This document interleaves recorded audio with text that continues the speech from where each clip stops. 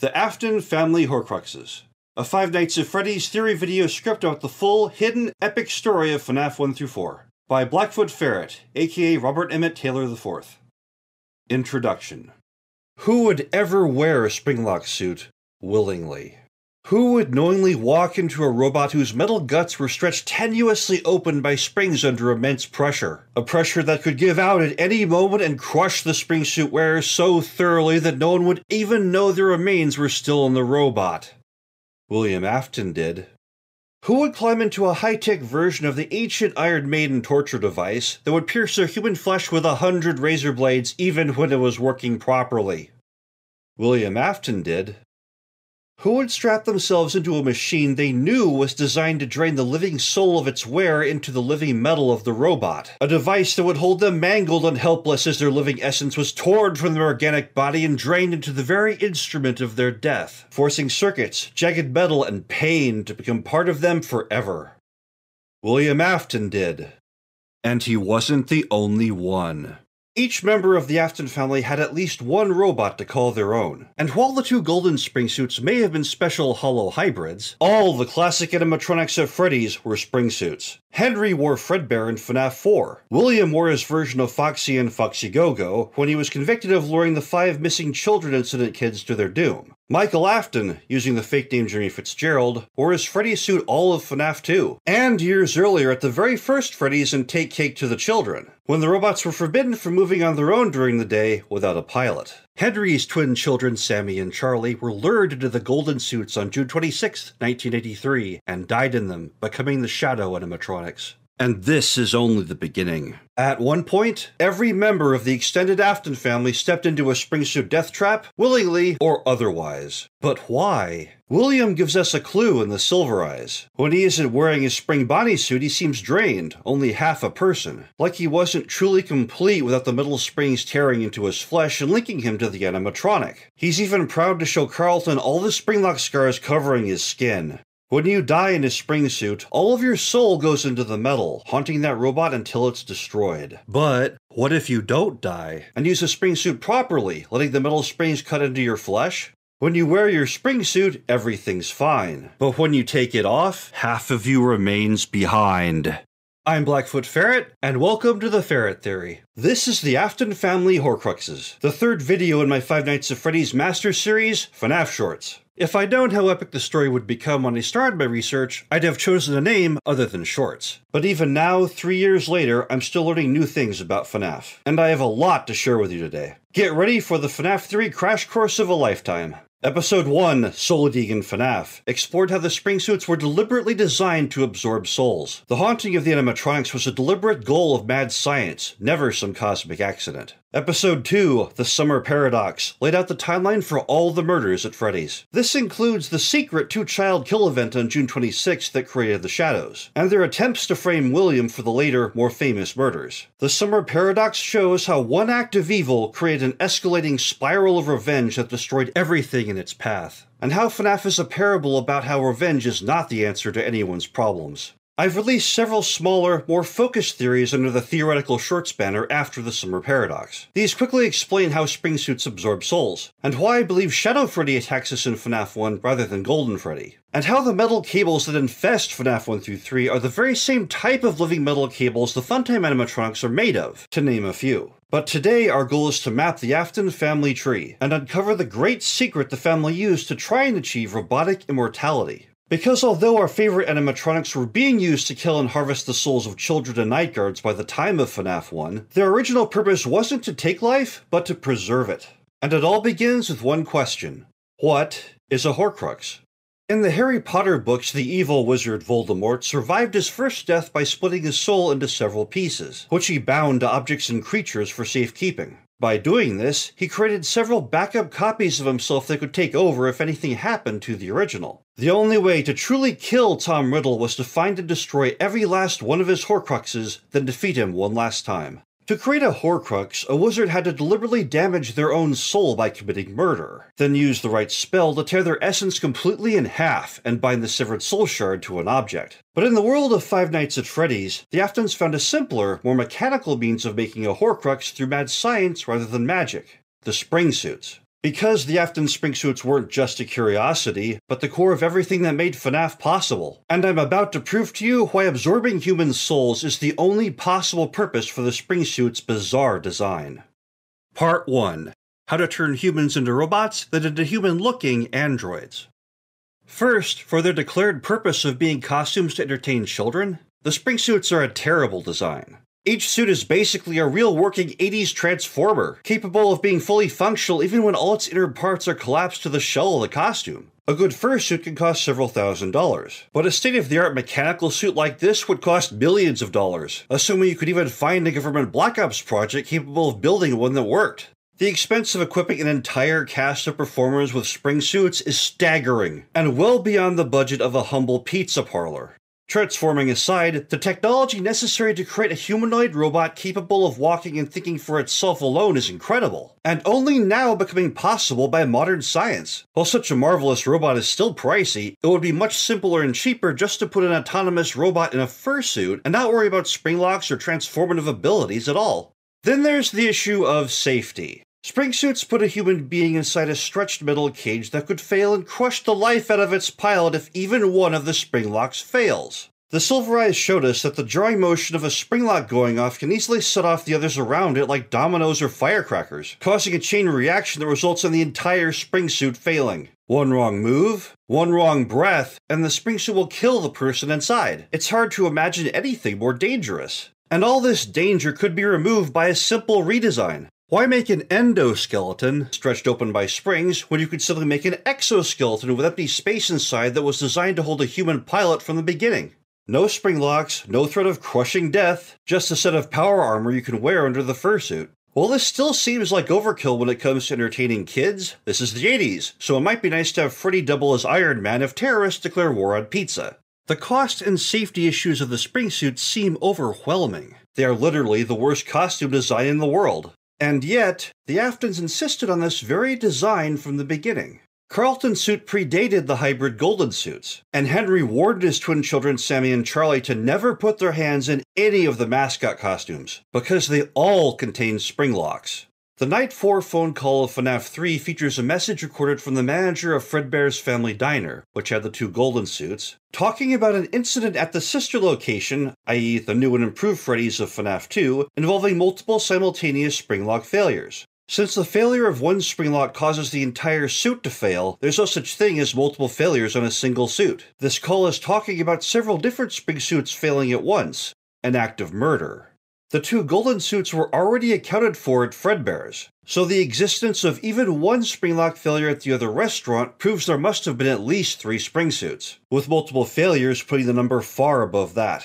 The Aftons loved their spring suits, and didn't want to part with them generation after generation, no matter what went wrong. Even when several people died at once, their suspension was only temporary while replacements were being made. It's easy to say the Aftons were crazy, but there must have been a method to their madness. This family was able to make walking, thinking humanoid robots in the 1970s, and already had robots with facial recognition in the 80s, when primitive personal computers were struggling their way into existence. The Aftons were mad scientists in every sense of the word, able to create robotic wonders far ahead of their time for purposes we could barely imagine. So even if the spring suits seem impractical to us, the Aftons deliberately insisted on the spring suit design for purposes of their own. And it's up to us to discover what benefit they hope to gain from these metal death traps. A clue can be found in the Twisted ones, where the Twisted animatronics use spring locks like metal teeth to chew out whatever human they were able to trap inside them. But they weren't looking for meat. Wolfie spat out his victim while she was still alive, seemingly satisfied after getting what he wanted and having no use for her anymore. Another hint at what's really happening is how Carlton was only lightly injured by spring locks while William trapped him in the prototype suit. And yet, despite receiving neck injuries at worst, Carlton shows symptoms of a full-blown brain concussion after his experience, and begins acting darker, showing less of his usual humor, as if something essential had been drained from him. Charlie experiences a waking nightmare after she drops through the skylight in the Silver Eyes, believing for a moment that she's being devoured by a metal endoskeleton. This nightmare might actually be a flashback, because William tells her in the next book that he killed her when she was 3 years old. The Rosetta Stone to FNAF is found in a hidden message inside the FNAF 1 Night 5 phone call. a garbled reference to Chapter 8 of The Autobiography of a Yogi. This book details the strange findings of Dr. Bose, a scientist from India in the 1940s. Chapter 8 specifically covers the theory of living metal, and experiments that prove that, at least on a small scale, inorganic metal possesses the ability to heal, grow, or die just like organic flesh. This means a metal body isn't just cold and soulless, but could actually, literally, be alive. That a robot could be just as alive as a human being, if only you could find a way to put a soul into one. When springlocks cut into the flesh of their wearer, they create a connection between the organic human and metallic robot, essentially merging both halves into one being. If you connect a full container of liquid to an empty container, the fluid will drain from the full container into the empty one until both reach a balance, an equilibrium. And this is what happens to the living soul energy of the pilot once the springlocks connect them to the robot. Their life force flows into the empty metal vessel, and stays in the robot once the springlocks are disengaged. This is how Horcrux animatronics are created. And this is also how the twisted animatronics drain the souls from their prey. The spring suits aren't just a curiosity, they're the key to everything, and this is why the Aftons adopted their seemingly insane design. Now, I just mentioned that at the end of the Twisted Ones, William tells teenage Charlie that he didn't take Sammy, I took you. Meaning that not only are Charlie's early childhood memories wrong, William stuffed her into a spring suit when she was 3. But Charlie isn't a hulking animatronic, she seems human. How is this possible? Seeming human isn't quite the same as being human. The second book revealed that William Afton had fake blood, and synthetic flesh that refused to rot even though spring-trapped William had spent an entire year stuffed into a cubbyhole behind Foxy's stage. This is even more telling in the games, because FNAF 3 Springtrap had been stuck in the secret room for 30 years, and yet still had shreds of flesh clinging to him that looked surprisingly fresh. This cannot be real human flesh. Normal human tissue would have rotted away swiftly after death, and disintegrated completely to dust by the end of a year. And yet, despite being locked away for years, the silverized animatronics still reeked of putrid flesh, and even seemed to breathe. And FNAF 1 tells of animatronics that still leaked blood and mucus long after the child victims had been stuffed inside them. Flesh that stubbornly, impossibly, insisted on living despite being mangled beyond any recognition or function. Both William and the 5 child victims were something more than human at the time when they were stuffed. The traces of their synthetic blood and flesh prove this. Another famous android was Eggs Benedict from Sister Location, later revealed to be William's son Michael Afton. Michael munched popcorn each time he watched The Immortal and the Restless, clearly able to digest food like a regular human. But on night 4, all thoughts of normal humanity ended. First, Michael was somehow able to manipulate the springlocks inside Funtime Chica while trapped inside the wiggle-tight springsuit, with no means of using his fingers. But the most telling detail is that no matter what Michael did on night 4, a horde of large mini-Renas would always crawl into the suit with him and showed no signs of leaving. There was no room in that wiggle-tight suit for any of them. The mini-Renas must have burrowed inside Michael's body, causing massive injuries that would kill any normal human. But after escaping, Michael goes right back to eating popcorn, seemingly unfazed. But something is terribly wrong. The moment Michael steps into parts and service on night 5, the sound file guts.mp3 begins to play in the background. This is the sickening sound of wet flesh being systematically torn from bones. But the only person with flesh in the room is Michael. And the guts sound of rending flesh follows Michael back out into Funtime Auditorium. Like an army of inner parasites are relentlessly chewing at him. And this chewing sound only stops when Michael enters the scooping room or the private office.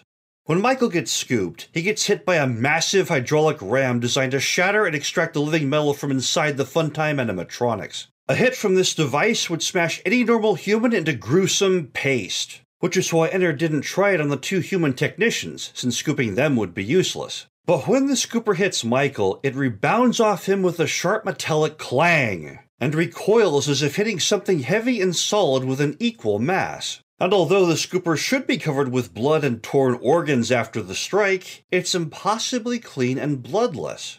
When Enter jump scares Michael in the private room, there's a frame where we get to see Michael's reflection in the mirror-like sheen of Ennard's mask. This reflection looks very much like the endoskeleton inside of Springtrap, which is why I originally thought it must have been Springtrap's endoskeleton, although the reflection is showing the other eye instead. This section of Ennard's mask is directly perpendicular to Michael's field of vision, just like a mirror, and the light he's seeing is a light that's being reflected directly back at him. There is no possibility that this image is showing part of Ennard. Physics says this must be a reflection of Michael. And in both the scooping room and private office, Michael was nothing more than a bare metal endoskeleton, now that all of his synthetic flesh had been torn off by the parasitic mini-arenas.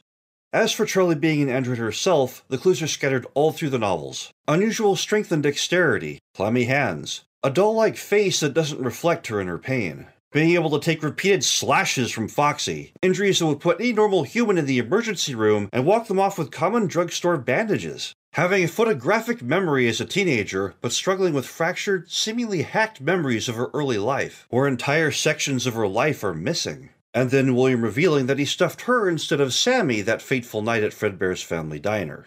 Aunt Jen coached Charlie to never go to a hospital, because if she did go, they'd discover that her blood was every bit as fake as William's. William was an android, Charlie was an android, and all 5 of the missing children incident victims were also androids, whose mangled synthetic flesh refused to die.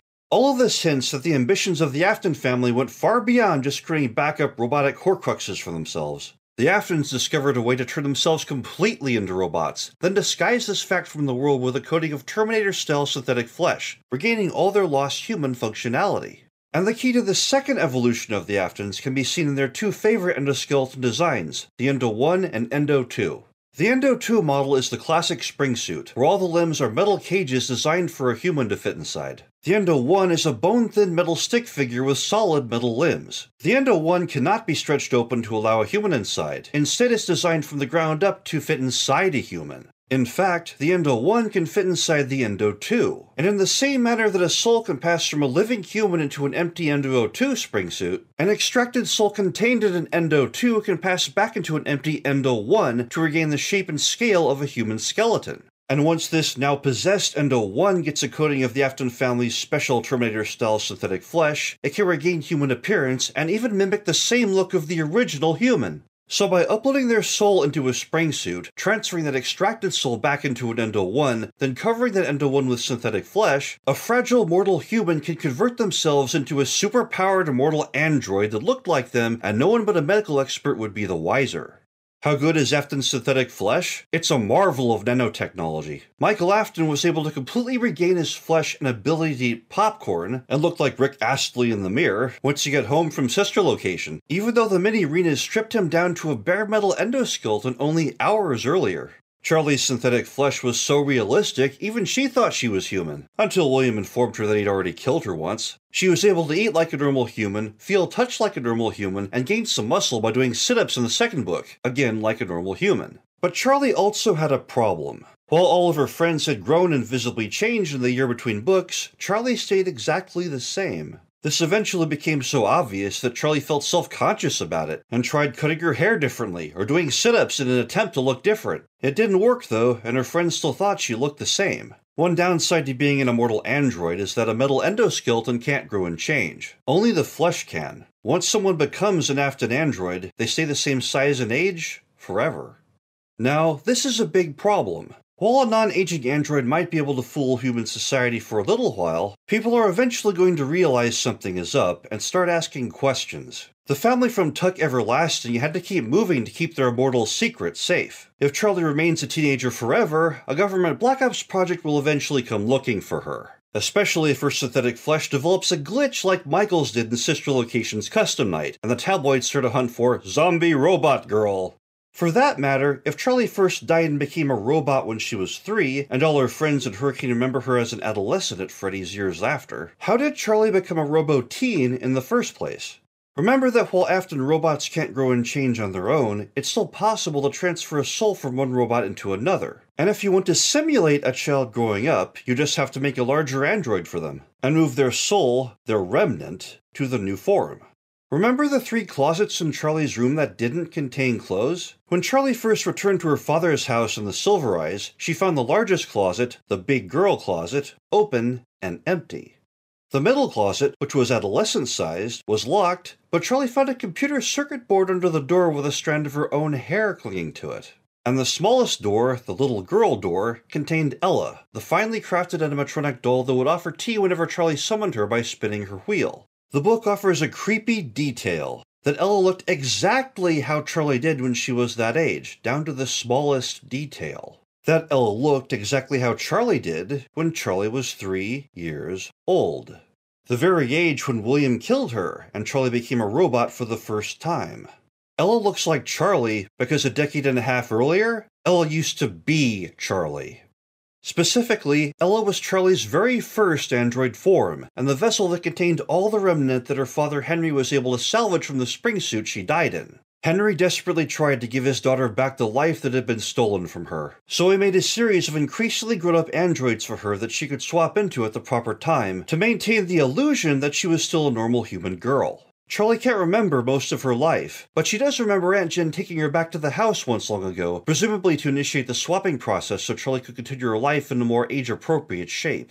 Charlie found her big girl closet open and empty when she returned to the house, because she, teenage Charlie, was what came out of that door. And the name of the third FNAF book, The Fourth Closet, suggests there's still one more closet to go, which contains Charlie's adult body, allowing her to achieve her final form. Assuming, of course, that Charlie's soul is still the one inside her teenage android form when the time comes for the fourth closet to open. John doesn't seem to think so, and says so at the end of the Twisted Ones. The android with the red dress who walked into the restaurant, miraculously healed after being crushed inside Twisted Freddy, might well be Charlie's own body, but that doesn't mean someone else didn't soul swap with her and try to steal her place in destiny. The Fourth Closet came out recently, and it's a very good book that I won't spoil for you here. And I published the script before the release of the book. But I have read the book, and I think you'll find it a lot easier to understand after watching this video. But there's something important to remember when it comes to transferring remnant. It's never a perfect process. The scooper diagram in FNAF 6 showed there's always some remnant that sticks to the scooper itself and isn't collected. And the Funtime animatronics were scooped each night after they made a kill, and returned to the Afton Robotics facility, draining some of the remnant, but never all of it, leaving the Funtimes ready to return to the surface for more victims the next night. Henry may have collected most of Charlie's remnant to put into Ella, but some of it still remained inside the spring suit that killed her. And once it was time for Charlie to outgrow Ella and move on to her next form, some of Charlie's remnant remained behind in Ella as well. The Silver Eyes seems to suggest that ghosts and memories are made of the same thing, remnant. And where a ghost remains, the memories of the deceased cling to it as well, an aura the characters in the book can feel. Charlie may have a photographic memory of everything she experienced in her teenage form, but her early memories are fractured and incomplete, and edited in places with images of a perfectly happy Norman Rockwell family that Charlie now realizes aren't true. Happy thoughts her father Henry hacked into her memories in the hopes his daughter would be happy as well and forget the horrors she endured. Charlie can't remember her early life well because those memories, pieces of her own remnant, didn't transfer into her new forms. Charlie no longer possesses the memory of her own death because that memory still lives on inside Ella. Do you remember the egg baby from FNAF 6? That psychedelic Russian doll that featured a glowing egg inside a balloon boy who was inside an even larger balloon boy? The Egg Baby data archive is the key to unlocking the insanity ending in FNAF 6 and accessing Henry's secret robotics files. The Egg Baby graphically shows the process by which one soul can be spread over several increasingly larger robots. The process by which young Afton children are given increasingly larger forms as they grow up. There were only 2 balloon kids in FNAF 2, BB and JJ, but there were at least 4 in the Twisted Ones, and FNAF 6 features minigames where you have to scare a horde of balloon children. Whether you view it as a wonder or a horror, the Aftons faced a unique situation. Even after their children outgrew their early robotic forms, and the majority of the remnant was uploaded to the next larger android, some of their soul, their memories, still lingered on inside the early bodies. Where you once had 1 child, you now had 2, then 3. Think of Dr. Evil and Mini-Me as literally being 2 different versions of the same person. Dr. Evil would be the adult Afton, and Mini-Me would be the outgrown child version of him.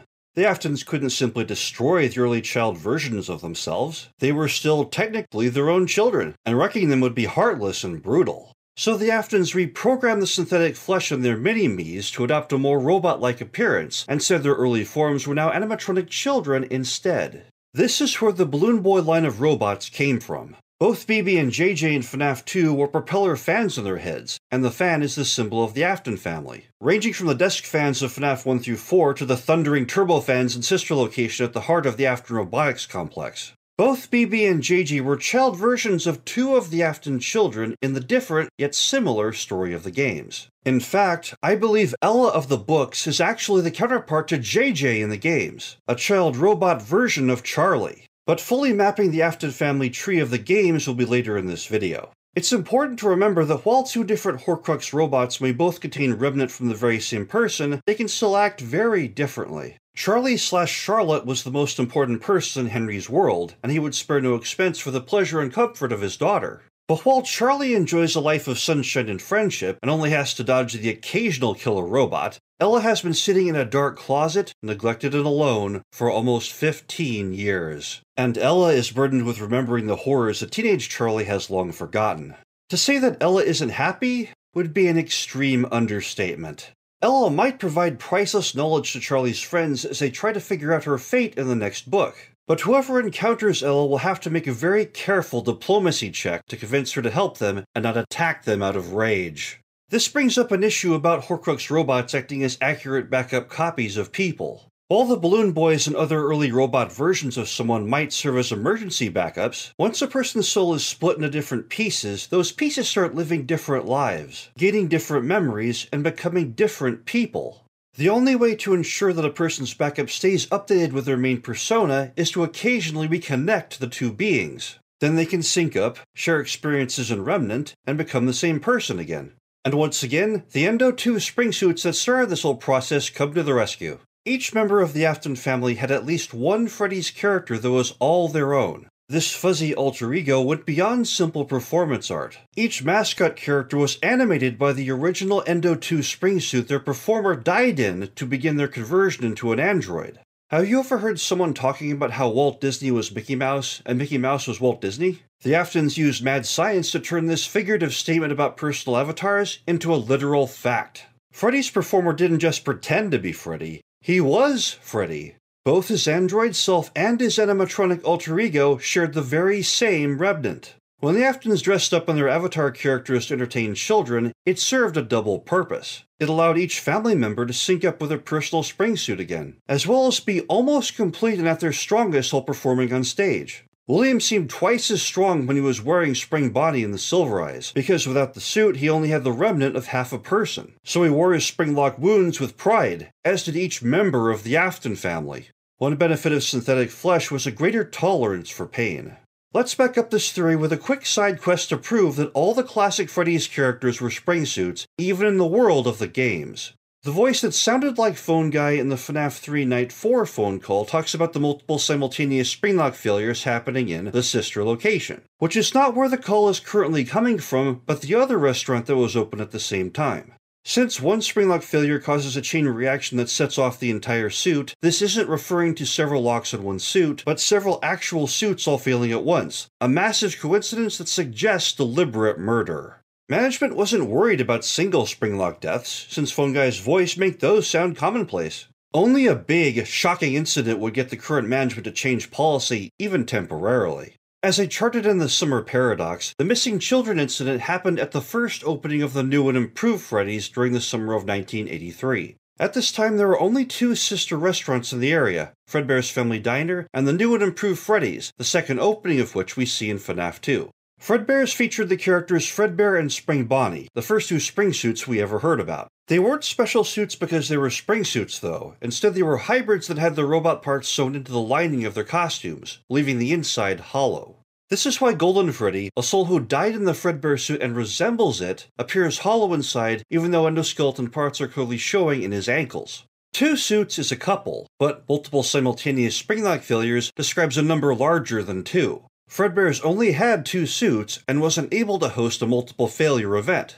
And the MCI didn't happen at Fredbear's, it happened at the new and improved Freddy's. So when Phone Guy's voice is talking about multiple suits failing at the sister location, it means this call is coming from Fredbear's Family Diner and talking about the missing children incident at the new and improved Freddy's. Since we already have the two golden suits stationed at Fredbear's, the only way the new and improved Freddy's could even have springlock failures is if more than two spring suits existed at the time. Because if only two existed, they'd both be at Fredbear's and Freddy shouldn't have any at all. Withered Foxy's ripped costume reveals he has an Endo 2 inside him, and Withered Foxy, the Bear Endo 2, and Springtrap are all pictured doing the Congo Line of Death pose at some point in the games. All three of these robots were spring suits. There were certainly more than two. And Withered Foxy wasn't the only classic character powered by an Endo 2. All of them were.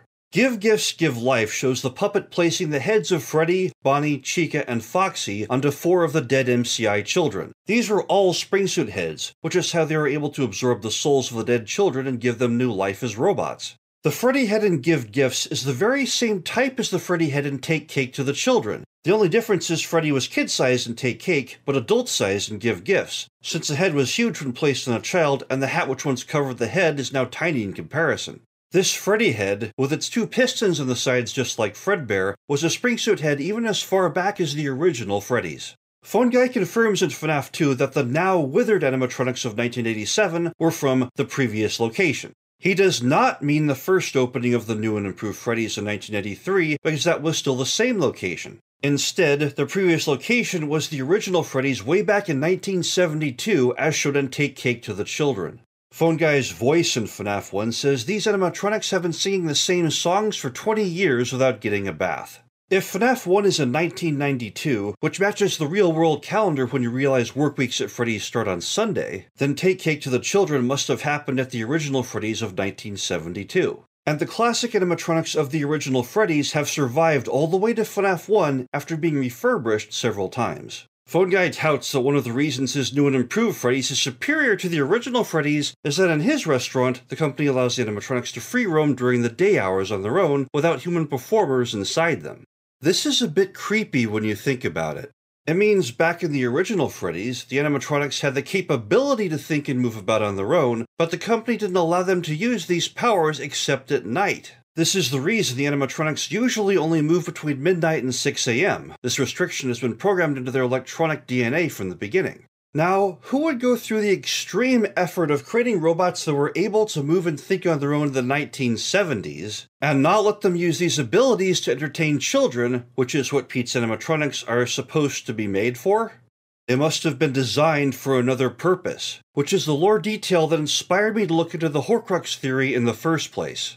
This also means that child-sized Freddy in Take Cake to the Children could not have been an autonomous animatronic, because he was moving about during the day. The only way Freddy could be moving at this time was if he had a human performer inside him guiding his steps. So the classic Freddy's characters were designed from the very beginning as wearable springsuits for members of the Afton family.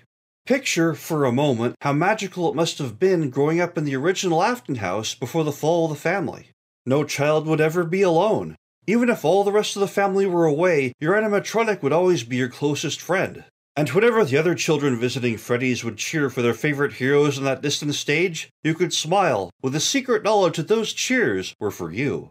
An Afton child with different forms could do several things at once, and pull the Naruto trick of learning several lessons, then recombining to share what each version learned with the other. And while the human/android versions of each family member were sleeping, the robot alter egos could continue their shared yet separate lives, guarding the house all through the night and having the types of adventures that regular humans could only dream of. The Afton children would be immortal, spared from the specter of death the rest of the world believed to be inevitable. It was a world conceived by imagination, forged by genius, and powered by love. The Afton robots were supposed to be the most powerful gift their inventor could give to his children, a grandfather's dream brought to life. And yet, the dream faded and became a nightmare, because along the way, something went terribly, terribly wrong.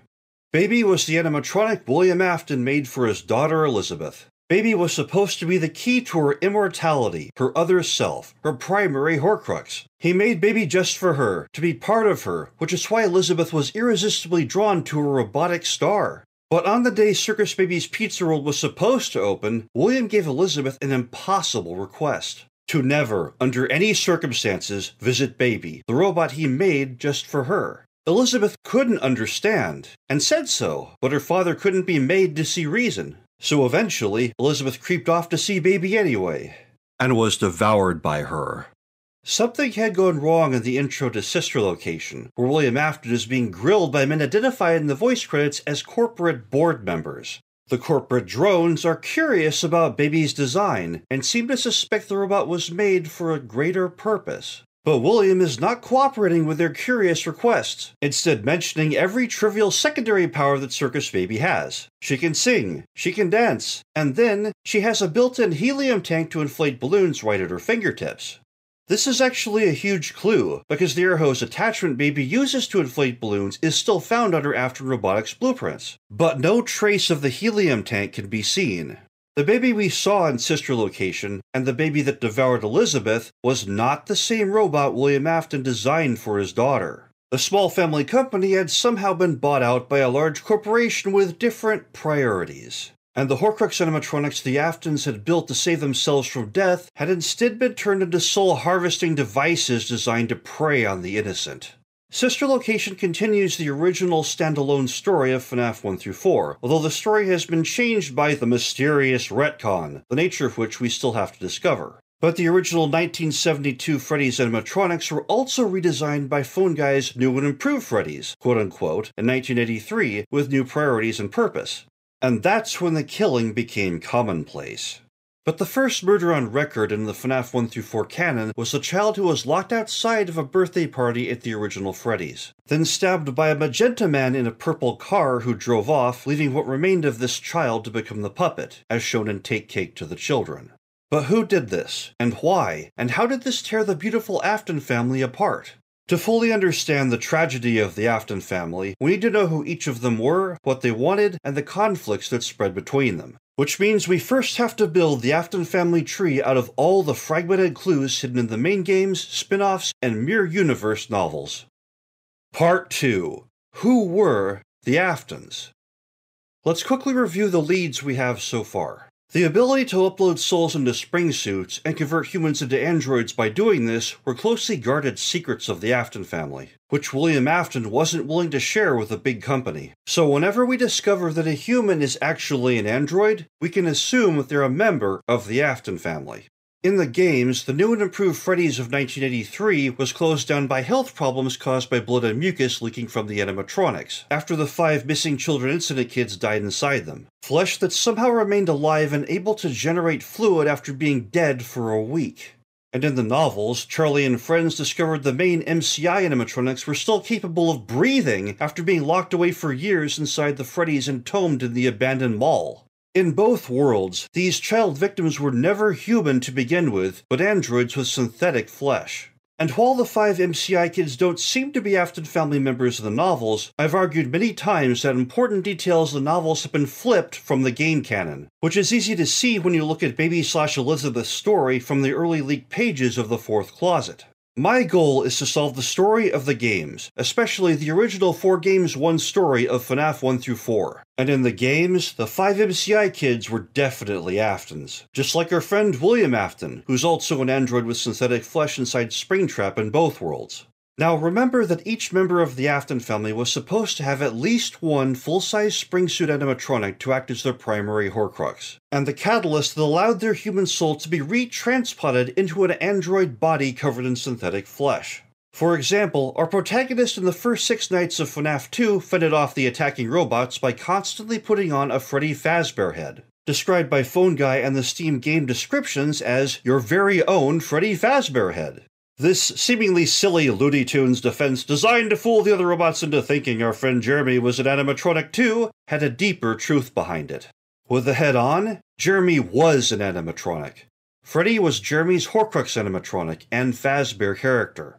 Jeremy later dreams of being Freddy on the stage of FNAF 1, where his human breathing is gone, and all you hear is the sound of robotic servos whenever he moves his head. And whenever Jeremy dies, he sees an exact image of his own mask staring back at him with a robotic endoskeleton inside. Jeremy Fitzgerald, whatever his real name was a member of the Afton family, and Freddy was his avatar character. My very first FNAF Theory video, The Final Theory, made the case why Jeremy was the only possible logical candidate to be the Bite of 87 victim. And in the epic sequel, The Color Brothers, I theorized that Jeremy the Bite victim would play an important role in FNAF 4. And sure enough, whenever you look at the bed in FNAF 4, where the Bite of 87 victim would rest while hooked up to an IV, you see an image of Freddy. The very first thing your viewpoint character sees at the beginning of every night. Five Nights at Freddy's uses the avatar characters of each Afton family member as proxies to give clues about what happened to their human counterparts, which is why you see Freddy and Foxy having a very human argument in the survival logbook, shades of the enemy rivalry you see in Ultimate Custom Night. So if we can figure out which Freddy's character belongs to which Afton family member, we can better unravel the story. For further proof that Jeremy was a member of the Afton family, along with Phone Guy, Purple Guy, and the mysterious Fritz Smith, a huge indirect clue is in the missing kitchen of FNAF 2. There's no kitchen in Phone Guy's new and improved Freddy's. Have a look at the public floor plan. The only areas we don't have direct video surveillance over are the two restrooms, and I think customers would view unlimited amounts of pizza being hauled out of the John as grounds for concern. Also out is the idea that Freddy's ordered takeout from another company for their entire food supply. Not only would a constant fleet of Domino's delivery be impossible to hide even from a rear entrance, it would create a huge ongoing cost that would destroy any chance of profitability at the new restaurant. In order to function as a restaurant on a basic level, Freddy's would have to be connected to a facility with a kitchen. And if this pizza access point wasn't public knowledge, then there would have to be a secret passage, known only to the employees, who for some reason kept it confidential even when things got bad at Freddy's. It turns out the Aftons love secret passages. Mangle's quest shows Mangle moving from a room with 3 clouds directly into the Afton house from the look of the windows. This 3-cloud room would be the stage of FNAF 1, and the between-night minigames of FNAF 3 show an off-camera room at the FNAF 1 location in the upper right corner and close access to the stage. This 3-cloud motif is also seen in the Stage of 1 minigame, showing Spring Bonnie and Spring Freddy, aka Fredbear, on the stage of Fredbear's Family Diner. And Camera 2 of FNAF 3 is so eerily similar to the same camera of FNAF 1 that it seems very likely that FNAF 3 was a rebuilt version of FNAF 1, which was itself a reopened version of Fredbear's Family Diner. The FNAF 2 location also has a secret room. The minigame Foxy Go-Go shows an off-camera backroom just 1 block to the east from Pirate's Cove, where the 5 missing children incident murders happened. This cannot be the FNAF 1 building because the huge central dining hall would be to the east of Pirate's Cove, which is very much on camera. However, if you look at the floor plan to FNAF 2 and rewind time to the first opening of the new and improved Freddy's in 1983, when Mangle's Kids Cove was still Foxy's Pirate's Cove, there's a blank spot on the Save Them map to the east of this room. This must be the secret room where the MCI happened. A secret stops being a secret the moment even one person reveals it. But the police never learned of these passages to the Afton house, and members of the Afton family would be understandably reluctant to part with their precious secrets. Since any non-family member would certainly reveal such a passage to the police in a mass child murder investigation, it's very probable that all the employees at Freddy's were members of the Afton family themselves. And the secret passage in FNAF 2 plays a powerful background role. On Night 5, Phone Guy reveals that the whole building is on police lockdown, with nobody allowed in or out. Especially not previous employees like Purple Guy William Afton, who was the night guard the previous week during the Save Them massacre, and had moved to day shift during Jeremy's week, and has now gone missing when the police closed in. William Afton knew how to access the secret passage to escape the police dragnet. And Phone Guy knows all about this passage, because on Night 6 he's amazed that Jeremy is still on guard, even though Phone Guy had specifically sent him a memo to leave. With the police preventing anyone from entering or leaving Freddy's, it should be impossible for Jeremy to leave his post, so of course he would still be there. But Phone Guy believes Jeremy was able to leave, which means that Phone Guy knows that Jeremy knows about the secret passage back to the Afton house. An attitude that also reveals that Phone Guy himself knows about this passage and expected Jeremy to use it. So Jeremy Fitzgerald, Phone Guy, and Fritz Smith, who shows up on Night 7 in spite of the police barricade, must all be members of the Afton family. Remember how Phone Guy fawned over Foxy in FNAF 2, calling him his favorite character? There's a reason for this. Phone Guy is Foxy. The FNAF logbook, written by the head of security at Freddy's, aka Phone Guy, gives Foxy much more screen time than any other character. It even features Foxy talking with Phone Guy's voice, asking, "What are you still doing here?" just like he did in Night 6 of FNAF 2. And as I pointed out in my Secrets of the FNAF logbook video, there's an ongoing rivalry between Freddy and Foxy all through this book. An argument between 2 Afton family members just like in FNAF 2, a rivalry you can also see in the anime scenes from Ultimate Custom Night. So we've learned that Withered Foxy / FNAF 1 Foxy is Phone Guy's avatar character and a Horcrux animatronic. Moving on, there are also clues that one member of the Afton family is a grandfather.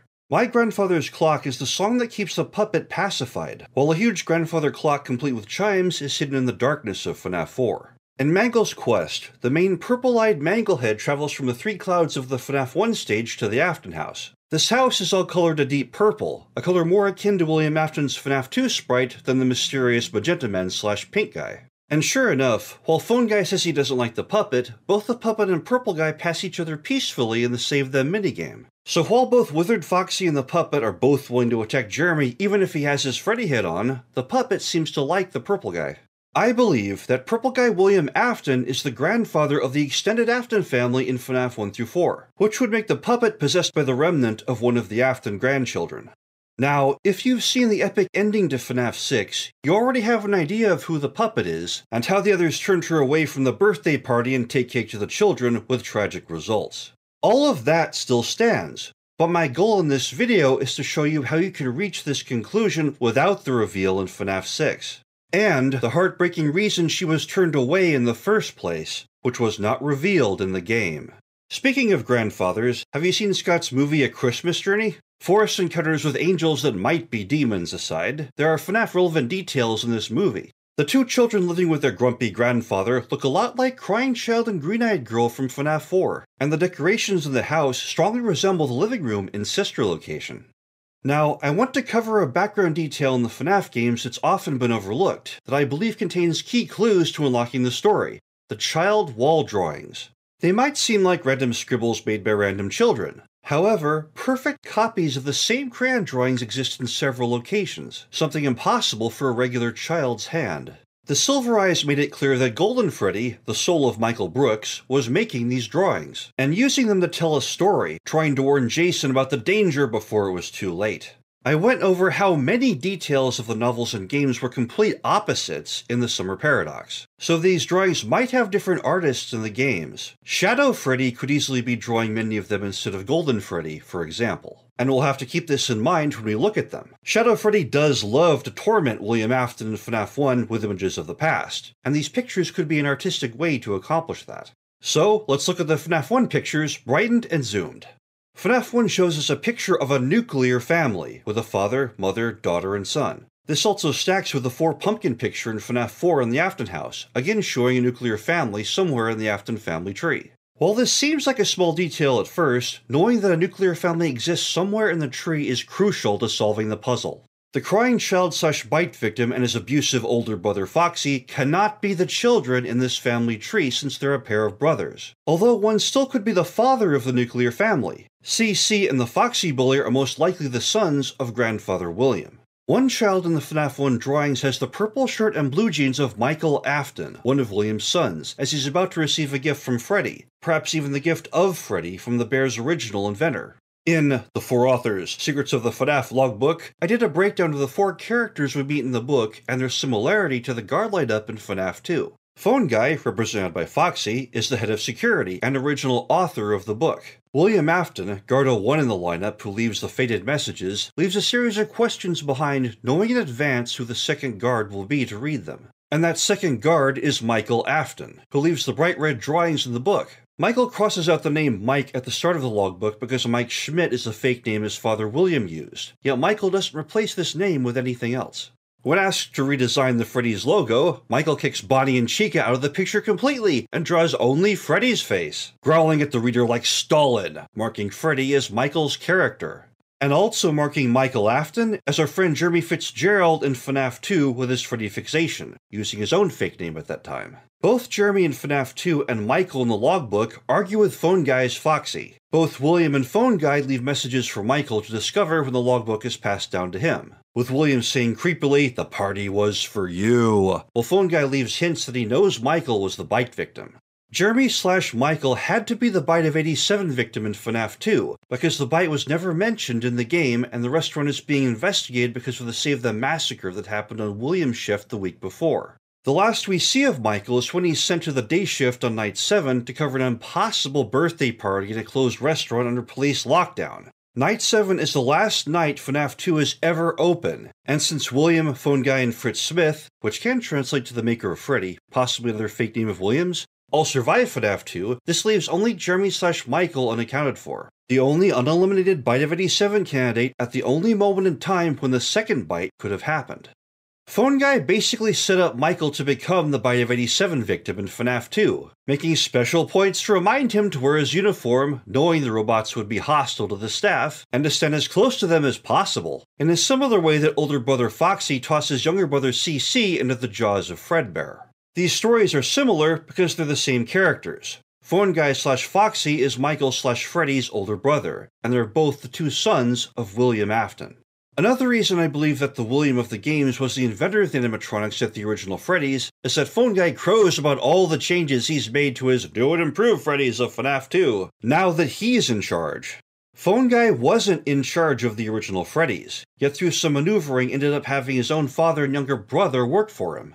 And if William was the original designer of Freddy, it makes sense for his alter ego Fritz Smith, the maker of Freddy, to also wear the Freddy suit on night 7 of FNAF 2 after Michael was bitten. This would mean that father and son would both share some of the same remnant, since they were both linked to the same Horcrux. And sure enough, William is the purple guy, while Michael is the purple guy with blue pants. William's endoskeleton in Springtrap shows one eye, while Michael's flesh-stripped reflection in Ennard's mask shows a similar endoskeleton with the other eye. In the logbook that carries their shared name of Mike, William keeps unrelentingly asking Michael about childhood memories, as if curious if some of them actually belong to him. Michael seems to resent the idea that he's only a piece of William, which is why he crossed out his father's alias Mike Schmidt at the beginning of the book. But as strange as the story of FNAF is, the possibility that Michael might actually be a Horcrux of William is a theory to keep in mind.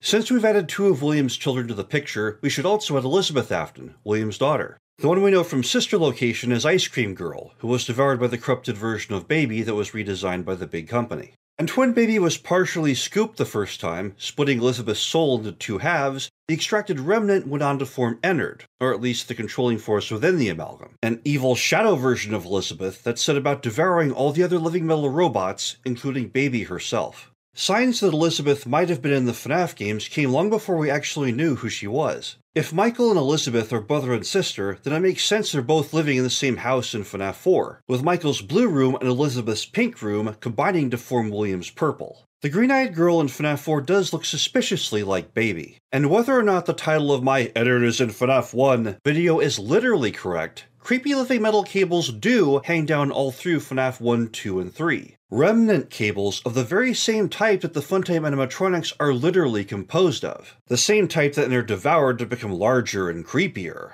The Sister Location game may have been set in the far future, but this facility and its remnant/soul energy harvesting and scooping operation could have been running for a long time. So we currently have 4 people in the Afton family tree. Grandfather William Afton, also known as the Purple Guy, Mike Schmidt, and Fritz Smith, his eldest son Phone Guy, also known as Foxy and the Foxy Bully, his younger son Michael Afton, also known as Freddy, Jeremy Fitzgerald, and the Crying Child of FNAF 4, the victim of at least 1 bite in 1987, and William's daughter Elizabeth Afton, also known as Ice Cream Girl, Baby, and the controlling force in Ennard. Barring future reveals, this should be all of the first-generation children, leaving only the wives of the family undiscovered as well as the grandchildren. A quick note. While I call everyone in the family an Afton, I'm well aware that members in an extended family often have different branches with different last names. I use Afton in the context of the extended family for simplicity, not as a literal last name. We've gotten a lot of mileage out of these child drawings so far, and our next clue is right next to the nuclear family picture on the FNAF 1 wall, as a child wearing both the blue and green colors of the nuclear family parents receives the gift of Bonnie, with the caption "Me" covering both the green-shirted boy and his Horcrux animatronic. We see our green-shirted friend with Bonnie a second time in FNAF 3, although his hair is a lot different, a single curl, just like the grandson in the nuclear family picture. And we see him again in FNAF 2, where our supernatural green-shirted android kid is one of the 3 children pictured trying to tear Mangle apart with their bare hands. Mangle is a hulking steel framework of a robot that was never designed to be taken apart in the first place, and ripping it/her/them apart with your bare hands is a feat not even a team of professional wrestling heroes should be capable of. Yet Phone Guy specifies that toddlers were able to do this. These 3 Mangle Marauder toddlers must be far stronger than any natural human children. They must all be androids. So our green-shirted friend tearing out Mangle's eye, Michael Afton in his purple and blue picking up Mangle's head, and the mysterious orange-shirted kid we haven't seen before must all be androids, and all members of the Afton family. Greenshirt has another encounter with Mangle in Mangle's quest, where he's again trying to tear them apart. And Greenshirt once again appears in FNAF 4 as Plushtrap Kid, once again paired with Bonnie. Spring Bonnie in this case according to the kid, a finger trap his father warned him about, although the greenish color of his toy better resembles Springtrap, while the size resembles Plushtrap. So now we have to ask, who is this green-shirted kid? And if he's a member of the Afton family, who is his father? Michael/CC talks to Plushtrap Kid directly in FNAF 4, and Greenshirt tells him in third person that his father warned him about putting fingers in Spring Bonnie. If Michael was actually Greenshirt's father, Greenie would word things differently, and say, "You told me," etc. So Michael/CC isn't Plushtrap Kid's father. But Michael and Greenshirt do share one interesting family quirk, the cowlick of hair on their forehead, although Michael's cowlick leans to the right, while Plushtrap Kid's cowlick leans to the left. We see this cowlick only on one other character, Nightmare Foxy, a version of Phone Guy's avatar and personal primary Horcrux animatronic. So Phone Guy is green-shirted Plushtrap Kid's father, and Phone Guy is the father of the nuclear family. Which also means that Phone Guy has a daughter, and Plushtrap Kid has a sister. And it turns out that she's in FNAF 4 as well. If you travel off the beaten path, you'll find a hidden park in the center of the map that has Toy Park Girl in it, surrounded by miniature versions of the main toy animatronics. The real versions of the toy animatronics, since Tiny Toy Chica is missing her beak, just like in FNAF 2. FNAF 4 is a strange, surreal place, and we'll explain exactly what it is further along. But FNAF 4 contains a treasure trove of lore information told in an abstract way, and is key to understanding the story. Now, there are many children in FNAF 4, but green-shirted Plushtrap Kid and magenta-shirted blue jeans-wearing Toy Park Girl share a special bond, because they're twins. Look very carefully at these two sprites. Do you notice the similar shape and scale? Now analyze both sprites in Photoshop and you'll see something amazing. Many of the colors shared between these sprites are an exact match. Not close, exact. Their skin tone, red accent, white shoes, and blue eyes all have a perfect numerical RGB color match, a similarity that goes far beyond the usual bond between brother and sister. Remember when I mentioned that children in the Afton family get a small, Balloon Boy-style android version of themselves once they're converted to androids as young children, and later outgrow this robot and put most, but not all, of the remnant into a larger teenage form? While many balloon kids appear in the later games, the very first two we ever saw were BB and JJ in FNAF 2. BB and JJ both carry the fan, the symbol of the Afton house, and the propeller beadies on their heads, in the same way that Baby has a fan built into her construction. And other than their different color schemes, BB and JJ are so incredibly much alike that calling them twins seems natural. Going deeper, we find Balloon Boy also has a special link to Bonnie. And not just the big one where Nightmare Balloon Boy replaced Plushtrap in the Halloween version of FNAF 4, a detail Scott strangely declared was canon even when nothing else was. I'm talking about the evolution of Balloon Boy's game sprites into the Bonnie Bully of FNAF 4. BB's Air Adventure shows a slightly modified sprite of Balloon Boy. It's definitely the same character, but his balloon is purple instead of yellow and red, and his shirt is a simple solid red instead of blue and red stripes. This sprite seems just a little more human than everyone's favorite FNAF 2 character, but it's clear this is still our animatronic kid. But when we see Balloon Boy again in FNAF 4, something's different. The purple balloon from before is still there, but the propeller hat is gone, instead revealing what looks very much like real human hair. And while FNAF 2 Balloon Boy only had Lego knobs for hands, it looks like this sprite might have real human fingers. This Balloon Boy also has big square blue eyes, just like Plushtrap Kid, both having exactly the same RGB numerical color, R0, G28, B80. And Plushtrap Kid's heart is the same RGB color as Balloon Boy's shirt, R194, G0, B0. One might be tempted to think we're looking at the same kid, except for Plushtrap Kid's green theme and darker shades, versus New BB's red theme and brighter shades. It's almost as if Plushtrap Kid and New BB are opposite versions of the same child. And New BB also has strange color similarities to Toy Park Girl. The balloon he's holding is the exact same shade of magenta as Park Girl's shirt, R255, G0, B190. And his red shirt is the same color as the reds on both her and Plushtrap Kid. Now look at New BB and the Bonnie Bully. The prominent red shirt, bluish pants, the similar haircut, and the blue and red theme. The Bonnie Bully looks like an older version of New BB. Remember when I mentioned that Afton children receive larger robots so they can simulate growing up, essentially creating more than one version of the same person? Here we can see this process in action as BB becomes a teenager. Now consider that the 5 victims of the missing children incident were not random children, since their synthetic flesh remained impossibly alive and active even after being stuffed into the animatronics. All 5 of them must have been Afton children. A young version of Michael/CC, as well as 4 other Afton children, were attacked that day, and the remnant went into the animatronics. Ever wonder why Withered Bonnie has red eyes? Because Withered Bonnie was the MCI version of Bonnie, damaged by age and the forced cannibalization of remnant-rich parts. But the red color of new BB, as well as the Bonnie bully, still shines in his eyes, even later on in FNAF 1 when Bonnie's main color is changed to purple.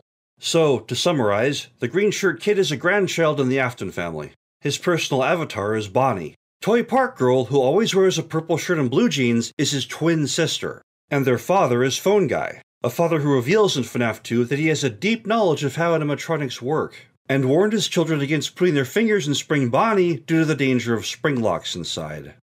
If any of this sounds familiar, it should. The FNAF novels feature a brilliant inventor named Henry, who had 2 twin children, Sammy and Charlie. He spent a great deal of time making toy robots for Charlie, who was a bit of a tomboy and loved to wear purple shirts and blue jeans. In fact, a very young Charlie inspired Henry to make his animal animatronics in the first place by pointing out the jerky motions of a bird. Again, the stories of the games and novels are different, and while the novels take place in Hurricane, Utah, and the bird that inspired Henry was a crow, I still believe that the first 4 games took place in Niagara Falls, New York, that the bird was some type of bluebird, if the pictures hidden in the darkness in FNAF 4 are to be believed. But different or not, the main structure of the Afton family seems the same, and Sammy and Charlie are present in the FNAF games, and play crucial roles in it. The name of our green-shirted kid is Sammy, and the name of his twin sister sorted by the toys in the FNAF 4 park is Charlie. Which means we finally know the name of their father, the elusive phone guy, Henry. Now, I imagine this will be a point of controversy. How can Phone Guy possibly be Henry? We've heard Phone Guy in the first 4 games, and Henry in Game 6, and they're totally different people. Henry makes it sound like he invented the animatronics in Game 6, just like in the novels, and is trying to combat their misuse. While Phone Guy was a greasy corporate hack who didn't make the first Freddy's, and ruined the franchise once he got control of it, and made his new and improved Freddy's, which then proceeded to implode. You're going to say that there's no possible way that Henry of FNAF 6 can be the same person as Phone Guy in FNAF 1 through 3. And my answer to you is, you're right. Henry, the confident inventor of the animatronics in FNAF 6, and Phone Guy, the insecure, dodgy guy who acquired William's animatronics and retrofitted them with deadly results, are fundamentally different people. You could even say that Henry and William swapped roles in the novels and FNAF 5 and onward. And I believe that's exactly what happened. Scott said he'd worked a retcon into the story in Sister Location, and that it happened smoothly, and hardly seemed noticed by anyone. The vast majority of the fandom believed that William Afton was the big bad of the story from the beginning, and by having William and Henry swap places in FNAF 5, people could go on believing that Henry was the good guy and William was the bad guy, just like in the novels, the Mirror Universe novels. I believe that the swapping of roles between William and Henry in Sister Location and onward was the infamous retcon Scott talked about. Only time will tell if I'm right, but from here onward, I'm going to finish this video with this retcon theory in mind. But back to the characters of Sammy and Charlie, who are very central to the story. In fact, one could even argue that Charlie is the main character. Because while Charlie's the heroine of the novels, I believe she, or a version of her, is the main antagonist in the games. When they were little, the twins Sammy and Charlie would go everywhere together, and I believe they went to a very dark place. In The Summer Paradox, I point out an inconsistency in the FNAF 1 ghost posters that revealed a 4th, unknown kill event which occurred at Freddy's on June 26, 1983, involving 2 children. A breakdown of the 3 known kill events gives us exactly enough victims to account for the origin of most of the FNAF 2 cast. 1 victim in Take Cake to the Children becomes the puppet. 5 victims in Foxy Go-Go's MCI become the 5 main MCI animatronics, who are withered by FNAF 2. And the Save Them Massacre produces 6 victims from 6 pools of blood, corresponding to Toy Freddy, Toy Chica, Toy Bonnie, Mangle, BB, and JJ appearing in FNAF 2. 12 victims, for the 12 attacking animatronics in FNAF 2. But on rare occasions, 2 additional characters also appear in FNAF 2 without any explained origin. the two Shadows. Shadow Freddy and Shadow Bonnie, nicknamed RXQ in FNAF World. Phone Guy mentioned that right now we have two special suits early in Freddy's history. While more came later, the first two, fresh from Fredbear's, were the golden suits, Spring Bonnie and Fredbear. And taking a quick look at the FNAF 2 Shadows speaks volumes. Shadow Bonnie may resemble Toy Bonnie, but his frame is stockier, resembling a different, larger animatronic like Spring Bonnie. Meanwhile, Shadow Freddy is a physically perfect copy of Golden Freddy in every detail other than the hidden purple color and glowing eyes and teeth. Both Golden Freddy and Shadow Freddy died in the Fredbear suit, both resembling its physical form as ghosts. We learn where one of the Shadow children came from in FNAF 4, when we catch Purple Guy helping fit a teenage boy into the Spring Bonnie suit, then closing the door with an air of finality. This teenager actually looks a lot like an older version of Sammy, save for one creepy detail, the pure black and white eyes. Plush Trap's eyes. And both of these Spring Bonnie knockoffs lack the button and bow tie seen on the classic Spring Bonnie pictured in FNAF World. Sammy died in that replacement Spring Bonnie suit on June 26th at the hands of Purple Guy. In the very same suit that, in high irony, Purple Guy puts on to try and save himself from the attacking ghosts in FNAF 3, only to find that the suit he's wearing is already haunted, as the perfectly functioning spring suit suddenly fails around him. The Shadows said they found a place for Purple Guy, and that place was being held prisoner inside of Sammy's Spring Bonnie suit. While Springtrap has two rings in his eyes, the creepy picture of possessed Spring Bonnie on the wall of FNAF 1 only has one, gazing at Purple Guy's camera with malice and a promise of things to come. As for Shadow Freddy, we hear her giggle every time Yellow Bear quote-unquote appears on the poster in FNAF 1, and a yellow bear attacks us in the office. I would call this Golden Freddy, except that Golden Freddy is a boy named Michael in the novels, not a girl.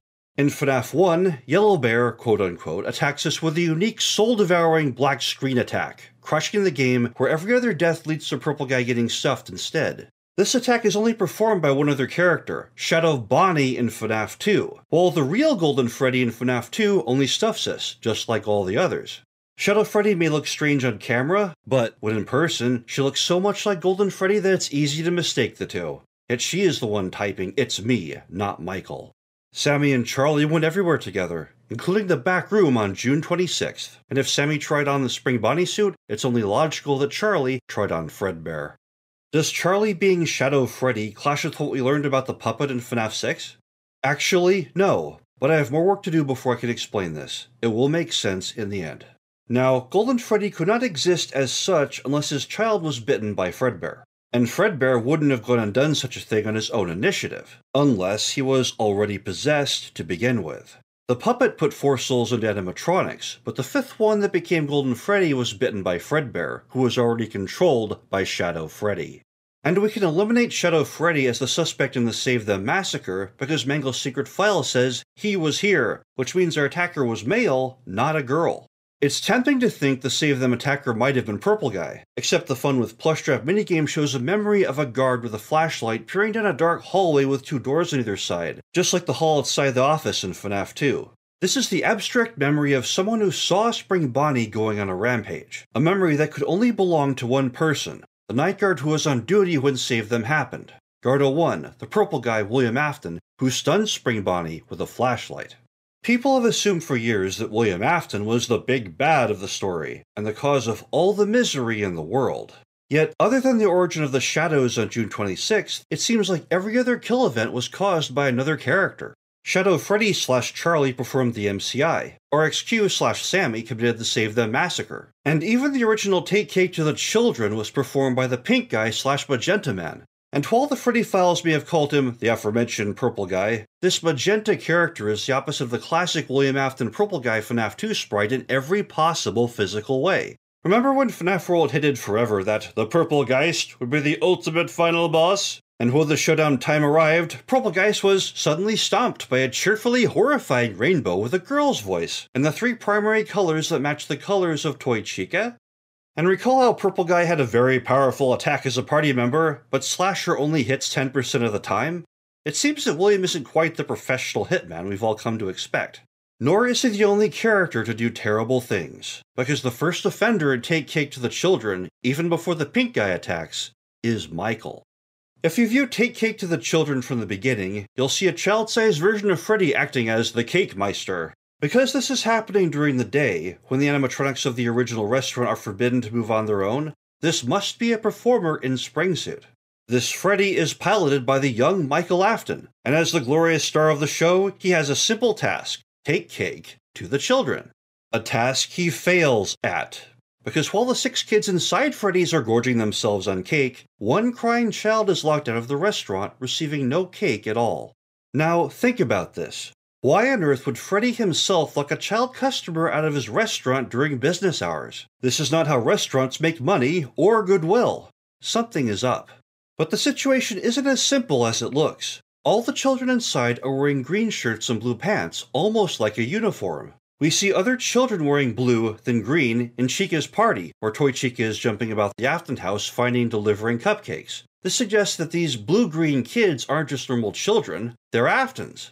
Watching the intro to FNAF 6 also supports this idea, since it seems like a veiled reference to Foxy Go-Go and the 5MCI kids, complete with one with a big head getting specifically bitten by Fredbear at the end. This isn't a public birthday party, it's a gathering of the Afton family. So, you'd think Michael and the others would be within their rights to exclude a random child who wasn't part of the family. But there's a problem with this idea. The crying child you see outside Take Cake to the Children is one of the playable characters in FNAF World, and whenever this child attacks, for a brief moment, it turns blue and green. This isn't a random child. They're also a member of the Afton family. Michael specifically locked one of his own family outside, and neither he nor the others thought to open the door. Viewed in this light, Michael's transgression is much more serious. This goes beyond a childhood prank, and strikes at the very core of who the Aftons are. Time and time again, receiving your Horcrux animatronic is pictured as getting a gift. Specifically, a birthday present that celebrates the beginning of your new immortal robotic life, while also ending the old one. The puppet is a giver of gifts, and the giver of life, and the child locked outside is about the right age to get their spring suit and begin the conversion into an android that will ensure their immortality. Locking out this fellow family member not only sends the message that they're being kicked out of the family, this child is cruelly being denied their chance at immortality.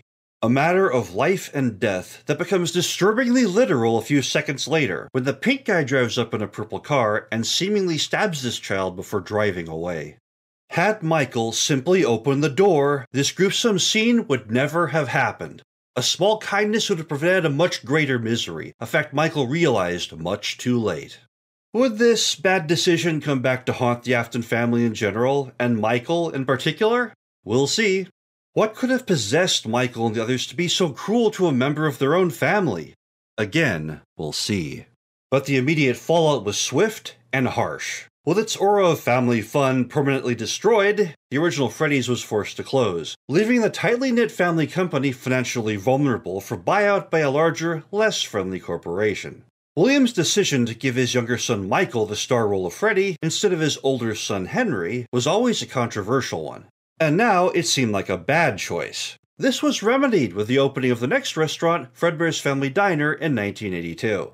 So why do I think Fredbear's opened in 1982, a year before Phone Guy's new and improved Freddy's in summer 1983? We once got the number 2093 hidden in the source code of Scop's website, which can number shift down to 1982, marking this as a year of interest. It usually takes a year to produce an animated series, so 1983's Fredbear and Friends would have gone into production in 1982. Also, in the first phone call of FNAF 2, which is a repeated message from Michael's first work week in summer 1983, Phone Guy mentions that the new restaurant has no doors to close, implying that Michael/Jeremy had already worked in a place that did have closing doors before working at the new and improved Freddy's. This again reinforces the idea that FNAF 1 and its security doors are a rebuilt version of Fredbear's Family Diner. Michael, once the star of the original Freddy's, was then demoted to a second-tier security guard and forced to work at the new establishments under the supervision of his smug older brother Henry. Henry, meanwhile, created the new character of Fredbear, an exact copy of Freddy Fazbear, but golden rather than Freddy's mundane brown, implying that Fredbear was now the one in charge and objectively better than Freddy in every way. No wonder Michael Afton always hated Fredbears, and Henry/Phone Guy's new and improved Freddy's, forced every night to work at a temple to his older brother and a monument to his own mistakes. And as you've probably guessed, Michael's troubles were only just beginning. But this raises a question. We all know of William and his close affinity to Spring Bonnie, the golden knockoff version of Bonnie that was developed as a companion to Fredbear. But what character, other than Freddy, did William have in the first place, at the original Freddy's before Spring Bonnie was created? The answer, surprisingly, was Foxy, another character William created and handed down to one of his sons. Now, it's interesting to note that while multiple copies of Freddy, Bonnie, and Chica can be seen in the backrooms in various games, marking these characters as far from unique, you'll never find replacement parts for Foxy. The Pirate Fox was a rare and special character, getting his own stage. However, two versions of Foxy were made, and we see both of them in FNAF 4. The Foxy Bully, Henry's original character, had a bright red head showing only upper teeth. The shade of this mask closely matches that of the Foxy head used in Give Gifts, Give Life, the version of Foxy used in the MCI that later became Withered Foxy and FNAF 1 Foxy. However, the Foxy who jump scares Michael in the house in FNAF 4 is darker in color, and worn by someone dressed differently with a lighter skin tone. This darker Foxy, the very one that occupied Pirate's Cove in the first 1983 opening of FNAF 2, before that room was converted into Mangle's Kids Cove in winter 1987, was the one we see in Foxy Go-Go, worn by the very person who took the fall for luring the kids in the missing children incident, even though we could see he wasn't the one who killed them. William Afton, the first guard of FNAF 2 before Michael, had to hack the facial recognition systems of the robots because they could detect anyone in the criminal database, and his face was now in that database after the MCI fiasco. William was the performer inside the second version of Foxy years before. It's very interesting to note that the Father Foxy sprites both feature William having 3 fingers on both of his hands, a design similar to the classic Freddy's animatronics, further suggesting that William designed them. So, while you're looking about the Freddy's games, keep an eye out for a second version of Foxy, because a Horcrux of William Afton himself is bound to play an important role in the story. But now you can see the basis for the rivalry between Freddy and Foxy, between William's 2 boys, Michael and Henry, and just because Henry was now in charge didn't mean it was over. The FNAF 2 office pictures tell a humorous story. In one scene, we see a young kid with Charlie's magenta shirt and blue jeans walking out to Freddy's musical singing. There's a reason why, even as a secondary character in Fredbear and Friends, Michael is still the one who got the full-face hero picture with a microphone, while Fredbear hung out in the background with Foxy. Michael was a very talented singer, and an asset the entertainment troupe couldn't let go. Down below this picture, we see Fredbear, looking sad, trying to sing, but only managing to generate wavy lines of air, no musical notes. Meanwhile, off the page to the left, a crisp musical voice can be heard, presumably Freddy's, and 3 out of the 4 children are paying rapt attention to his younger brother, but only one child mercifully listens to Henry singing in his Fredbear suit. We see Charlie again loving the sound of Freddy's golden singing voice in the pictures of FNAF 3. It seems, regardless of whatever else might have happened, Charlie did love Michael's voice. And then, returning to the wall of FNAF 1, we again see Freddy singing. But this time, something is different. The notes coming out are purple, and Freddy's eyes seem conflicted, one looking angry and determined, while the other is wide, horrified, as if something is making him sing against his will. Another picture nearby shows a girl with the same single pigtail as Charlie in the nuclear family picture, enjoying a flight powered by the collection of colorful balloons she's holding. Except that balloons, in the symbolism of Freddy's, stand for souls, and her hair is now golden, Fredbear yellow instead of Freddy brown. Did something happen to our friend Michael that allowed someone else to use his golden voice? In a world where absorbing the souls of others is possible, one can never be sure. Shadow Freddy definitely performed the bite of 87. Her catchphrase, "It's me," answers the FNAF 4 trailers asking, "Was it me? Was it me? Or was it me?"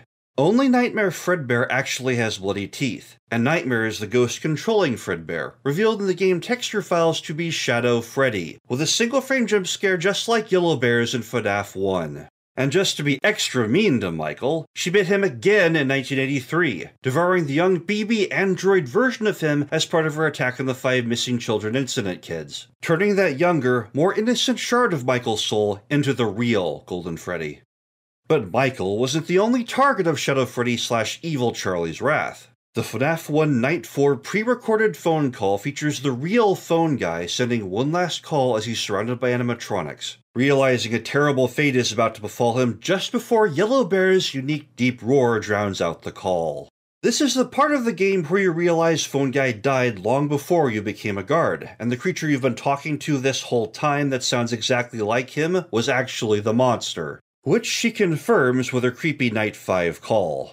Shadow Freddy can mimic voices, just like a Mina Bird or a Kenku Rogue. And a big clue that our new boss in FNAF 1 isn't actually Henry is when she coldly refers to Foxy as the character, instead of being forced by narcissism to fawn over Henry's Horcrux. Henry/Phone Guy made this place, the Fredbear's family diner of the past, as a temple to his own grandeur. The irony of Fredbear eating some of her family in this place is bitingly poetic. Phone Guy also created Pirate's Cove as a special elite stage for his first alternate self, Foxy, to show how special he was. When she took control, Shadow Freddy turned this special stage into a prison, locking one of the last pieces of her father away behind an out-of-order sign. Even though by his Olympic sprints down the West Hall, we can tell Foxy is in perfect working order. Charlie's hostility towards William is understandable, since he was the tech on duty when both of the twins' spring suits failed, turning them into the shadows. And her greed for Michael's golden voice might explain how tasty she finds him. But Shadow Freddy's desire to devour her own father Henry is surprising. What might he have done to anger her so much? Some of Shadow Freddy's anger is understandable, though. She never wanted to be a bear in the first place. Since Elizabeth had Baby, Michael had Freddy, Henry had Foxy, and her twin brother Sammy had Bonnie, it stands to reason that Chica, the last remaining classic Freddy's animatronic and the only female one, was reserved for Charlie. And sure enough, once the majority of her family were devoured or incapacitated, Charlie/Shadow Freddy founded Chica's Party World, dropping the name Freddy entirely and creating a franchise based around her favorite character instead. Classic Chica was hers, or rather, she should have been.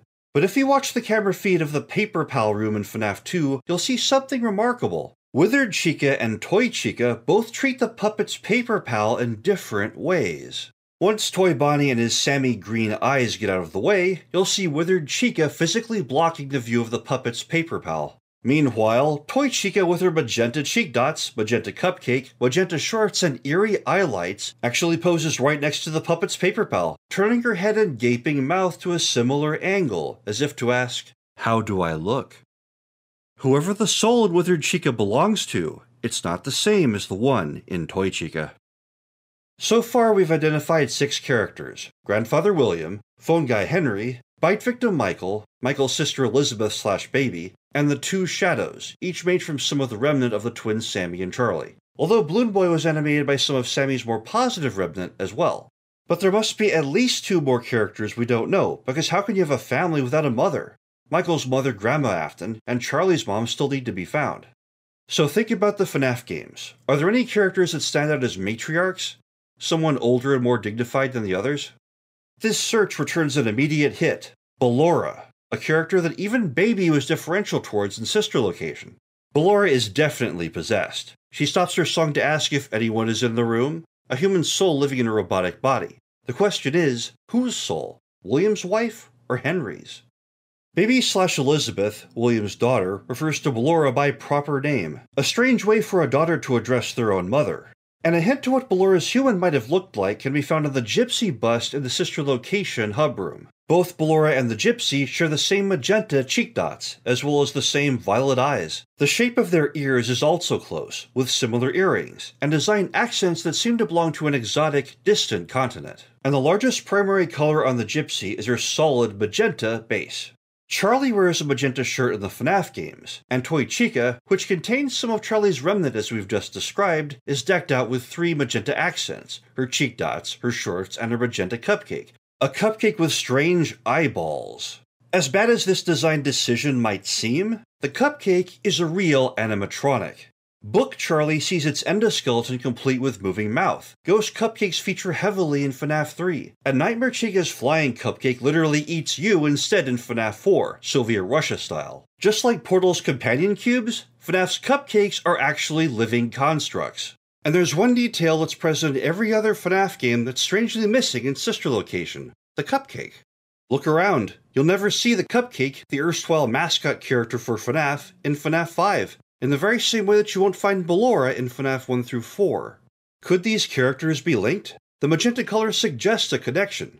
And since Ballora isn't Baby's mom, she should, by default, be Charlie's mom, since we have no evidence that Michael ever had kids. While the idea of Toy Chica dangling around her mother's soul like she was going to eat it at any given moment might seem creepy, remember that Toy Chica is controlled by Shadow Freddy / Evil Charlie, and she's already eaten her father Henry in FNAF 1. If you look very carefully at the lower mouth of Nightmare Fredbear in the FNAF 4 teaser image, you'll see a few words of someone asking for help, and then, besides an image that looks very much like the puppet, a negative space that looks suspiciously like the cupcake. So while there are multiple cupcakes in FNAF, I do think at least one of them belongs to Henry's wife. And for lack of a better official name, I'm going to call Henry's wife Ballora for the rest of this video. Our task is now to find Grandma Afton, Michael's mom, and to do this, we need to delve headfirst into FNAF 4. Unlike the first 3 games, FNAF 4 isn't a physically real space, but a collection of memories, of remnant, from several members of the family. Even allowing for the sonic hallucination devices in the novels, FNAF 4 still cannot be a real place. The Freddles run away faster than the speed of light, showing relativistic warping. We get eaten by a flying cupcake. Tiny plushies grow into huge monsters and shrink back again. Foxy teleports into our closet. Psychic friend Fredbear teleports wherever he likes, trying to convince us to love him rather than our 4 animatronic friends, 1984 style. Only to reveal at the end that the horrible monsters that looked like our friends were really controlled by Fredbear / Shadow Freddy / Nightmare the whole time. Who says Big Brother can't be a tiny bear? The Afton house pictured in FNAF 4 may have been a real place, and Sister Location confirms that the locations FNAF 4 was patterned after were physically real. But we're not in that physical world now, but a virtual projection of it, filled with nightmares. FNAF 4 contains a garbled, reversed version of the FNAF 1 Night 1 phone call as a background noise. This is Shadow Freddy, pretending to be Henry / phone guy, telling us about the bite of 87, which is super ironic because that very bite features heavily in FNAF 4 and Shadow Freddy caused it. Now for a bit of a mind blow. The bite we see Michael / CC get hit with in FNAF 4 isn't the bite of 83 or the bite of 87, it's both.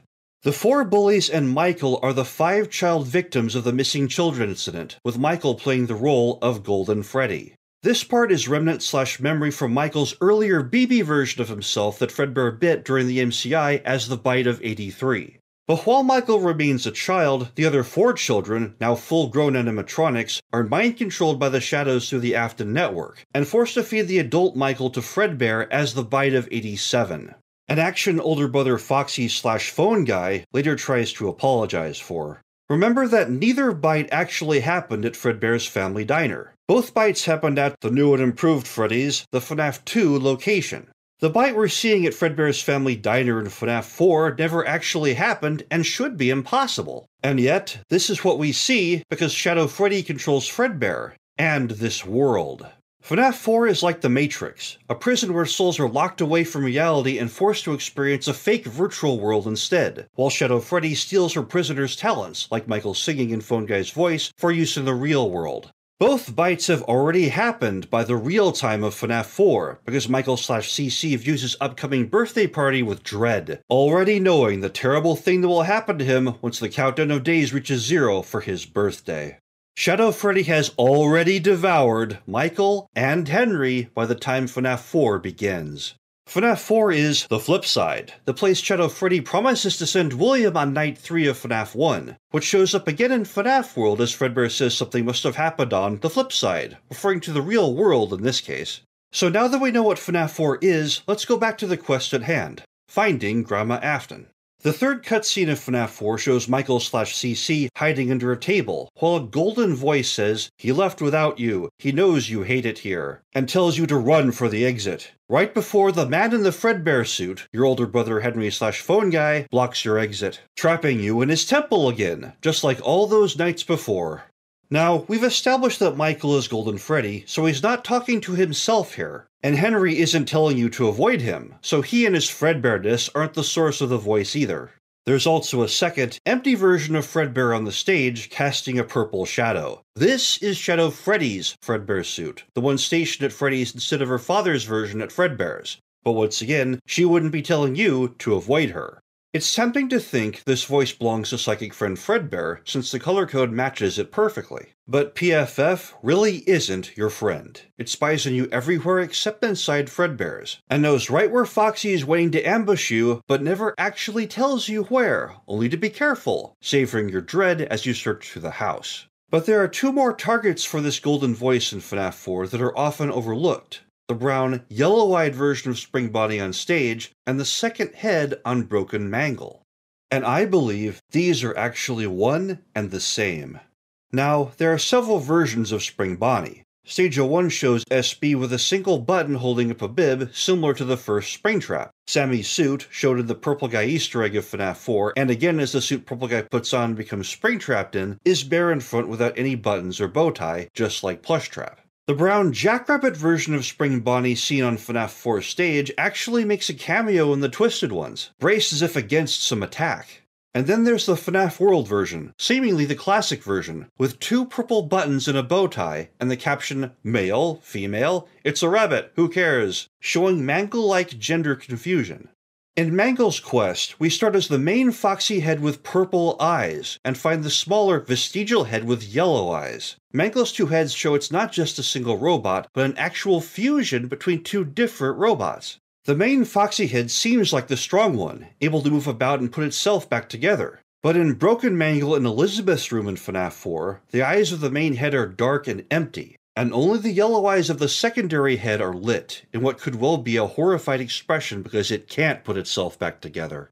Somehow, the secondary head has been damaged and weakened, which is why it seems so small in comparison. On Mangle, it's missing its right eye, reflecting this damage. Now, while we can't tell what robot the secondary head belonged to just by looking at it, it does have the interesting quirk of only having its left eye. This single left eye matches one other character from FNAF 1 through 4, images of Spring Bonnie we see on the walls. The first picture from FNAF 3 shows SB with one eye on a blue background, while another ghost picture shows SB with two eyes on a purple background.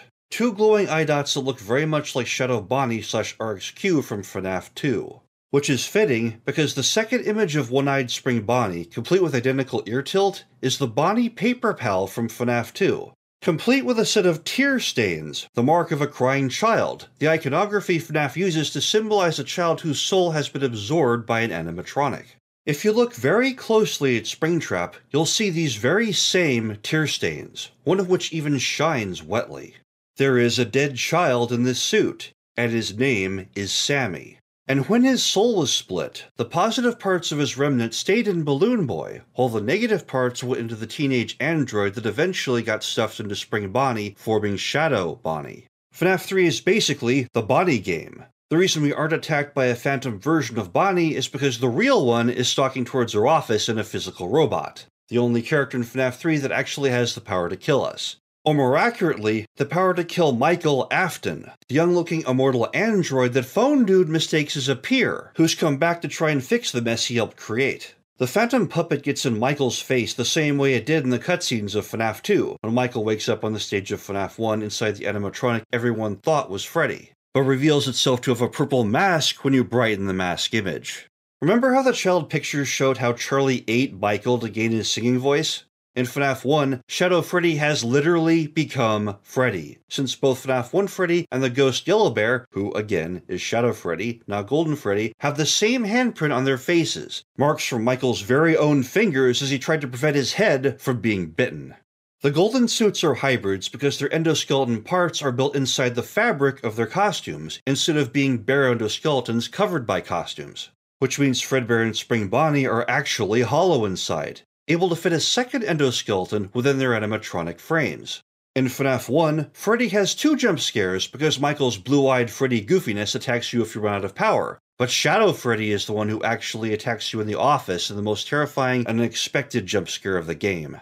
When Michael dies in FNAF 2, he gazes back at an image of his own mask with an endoskeleton inside it. His endoskeleton, the same endoskeleton he wakes up as in the cutscenes, hearing servos going off whenever he turns his head. Michael, the real Freddy, wakes up inside the rebuilt Fredbear suit in FNAF 1, a soul held prisoner inside Shadow Freddy. And he would have remained as such if the puppet hadn't helped put him back together and helped him escape.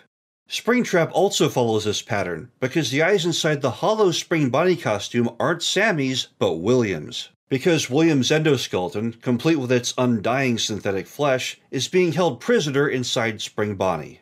Which is why you repeatedly see William trying to tear off the grinning, living mask of his jailer to reveal his own terrified expression. Sammy/RxQ seems to love tormenting William in this way. But how does this relate to Grandma Afton? Well, let's go back to the first time Shadow Bonnie tried to attack Michael, back in winter 1987. Phantoms tend to resemble the suits they were stuffed into, something about the soul being forced into a new form, remembering that form.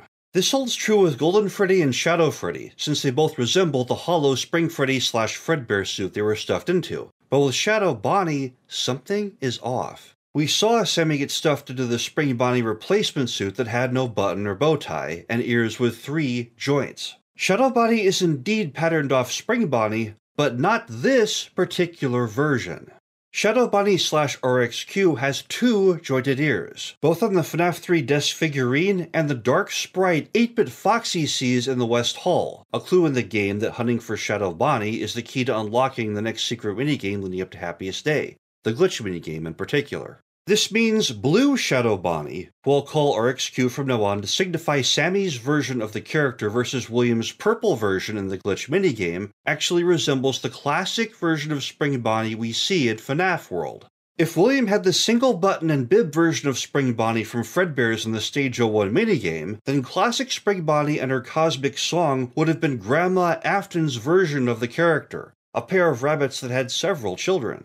In fact, RxQ's dark silhouette shows traces of a bow tie. Going by appearance alone, you would even think that RxQ must be Michael's mother. Except for one small thing. It's trying to kill him. And even worse, devour his soul. Something that Michael's mother, who still loved him in FNAF 4 in spite of all of his faults, would never do. The 3 Spring Bonnie posters we saw earlier tell a disturbing tale of Spring Bonnie slowly becoming more and more purple, until the Bonnie paper pal is completely purple, a character taken over by a shadow. The very purple shadow that haunts Brown Spring Bonnie on the stage of FNAF 4. Why doesn't RxQ look like the suit he was stuffed into? Because what we're looking at is more than just him. The novels tell a disturbing tale about the fate of souls that have been bound to metal. You can tear them apart, just like disassembling a machine, and build new things out of them. Charlie tore most of her beloved toy theater apart to make the 2 twin robot faces in her dorm room in the Twisted Ones, a project that looks very similar to the 3 white doll faces we see across from the Gypsy in the sister location hub room. These faces, both made from parts of the same soul, were very similar, yet different as well. Opposite even, in ways. When Ennard eats the living metal cables of the other Funtime animatronics, it gains their powers as well, the same way Shadow Freddy was able to steal Michael's voice and mimic phone guys after eating him also. This is why RxQ looks different from his robot. Remember how the main head-on Mangle, a Horcrux of William Afton, was able to levitate just like the puppet in FNAF 6 and put itself back together? But the secondary yellow-eyed head-on Mangle was only able to stare helplessly in horror at the rest of the broken animatronic in FNAF 4 because she didn't have such power? That's because the head of Grandma Afton is the only piece of her that's left. The Twisted Ones hinted that the brown, hollow Spring Bonnie had been attacked by someone, and that someone was RxQ. Sammy attacked his own grandmother, and did the only thing that could possibly be more cruel than devouring her soul, only devouring part of her soul. RxQ tore off and ate every last piece of the original Spring Bonnie, except for her living mind. A useless head he left laying on the floor, unable to do anything except think tormented thoughts. And in FNAF 2, Sammy gave Michael just enough time to see this, to recognize the pieces of his dead mother in the horrid shadow before him, before RxQ attacked. Again, the shadows seem to have a particular score to settle with Michael. What could he have done to tick off RxQ? Did Michael hurt Sammy in the past? Or worse, his twin sister? Someone did hurt Sammy before. You see 2 versions of him in both Fun with Plushtrap and its twisted sister, Fun with Nightmare Balloon Boy. However, there's an important difference between both characters as stark as the contrast between good and evil. Whenever Plushtrap creeps out of sight to avoid the light, he does it under his own power, crafty and menacing. But Balloon Boy doesn't willingly retreat from the light. Instead, something always grabs him by the ankles and pulls him out of sight, unwillingly. Perhaps young Sammy was afraid of the spring suits and what they did, and in order to use one, someone had to haul him off and throw him into Bonnie. There's no compelling reason to think Michael did this, though. Child pictures show Michael as Freddy, Sammy as Bonnie, and whoever was in the orange-accented classic Chica all singing together in costume as friends. These three friends may have even been the same merry band of idiots who enjoyed tearing Mangle apart in the picture we looked at earlier, the Mangle Marauders. We'll have to keep all these details in mind while moving forward. But we have learned an amazing thing: the origin of Mangle. Mangle has two heads because it's built from the pieces of two animatronics, Grandma Afton's damaged Spring Bonnie head and William Afton's version of Foxy. Is Mangle male or female? As Scott has said before, the answer is yes. Grandma could not have put this together herself. She was far too weak. Only William could have created this construct. Do you realize what just happened? Just as a mechanic might try to fix a broken robot by using pieces from another, William tried to fix his wife's broken soul by sacrificing much of his own. William's version of Foxy was one of his older, more powerful Horcrux robots. He gave a great deal of himself in order to try and give his wife a second chance at a robotic life worth living. And from the image of Phantom Mangle later on, this bond persisted even after Mangle's physical destruction, two souls bound even in death to become a unique creature. Would a sociopath do something like this, give an essential part of themselves to help another? No. Only someone filled with love could even think of giving such a gift.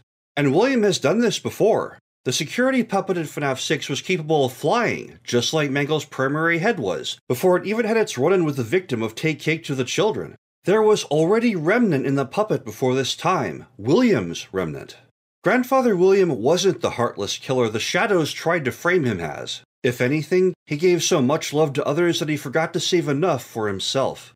The original Freddy's of FNAF 1 through 4 was definitely run by William. Both he and his younger son Michael were insiders at Freddy's at the time and would have no need to attack anyone outside where it might be seen. After all, if Freddy's was a death trap designed to lure in children, it would make much more sense to open the door and let the unsuspecting victim in, then lure them to the secret room out of sight, rather than stab someone in broad daylight in the street in front of the restaurant. So whoever attacked the Afton child who was locked outside and Take Cake to the Children, the attacker would have had to have been an outsider to Freddy's at the time. Part 3. Connecting the Moving Pieces. Who do we know who benefited from the Take Cake to the Children incident? While you're pondering that question, let's take another look at FNAF 4. It's tempting to think because we play Michael Afton in the 8-bit sections of the game, that we must also be Michael Afton in the other two areas. And yet, this is impossible. Fun with Plushtrap / Balloon Boy is a memory of the night guard who was on duty the week before Michael's week in FNAF 2, who saw Sammy's possessed Spring Bonnie suit commit the Save Them massacre, eventually subduing the berserk robot with a flashlight. The guard on duty during Save Them, who cameos during that minigame, is Guard 01, Grandfather William Afton. Fun with Plushtrap is William's memory, not Michael's or Henry's, which means we are playing William in this minigame, another prisoner in the shadow-controlled Afton Family Matrix, who has already been lured into Springtrap in the same way that Fredbear has already bitten Michael for the second time.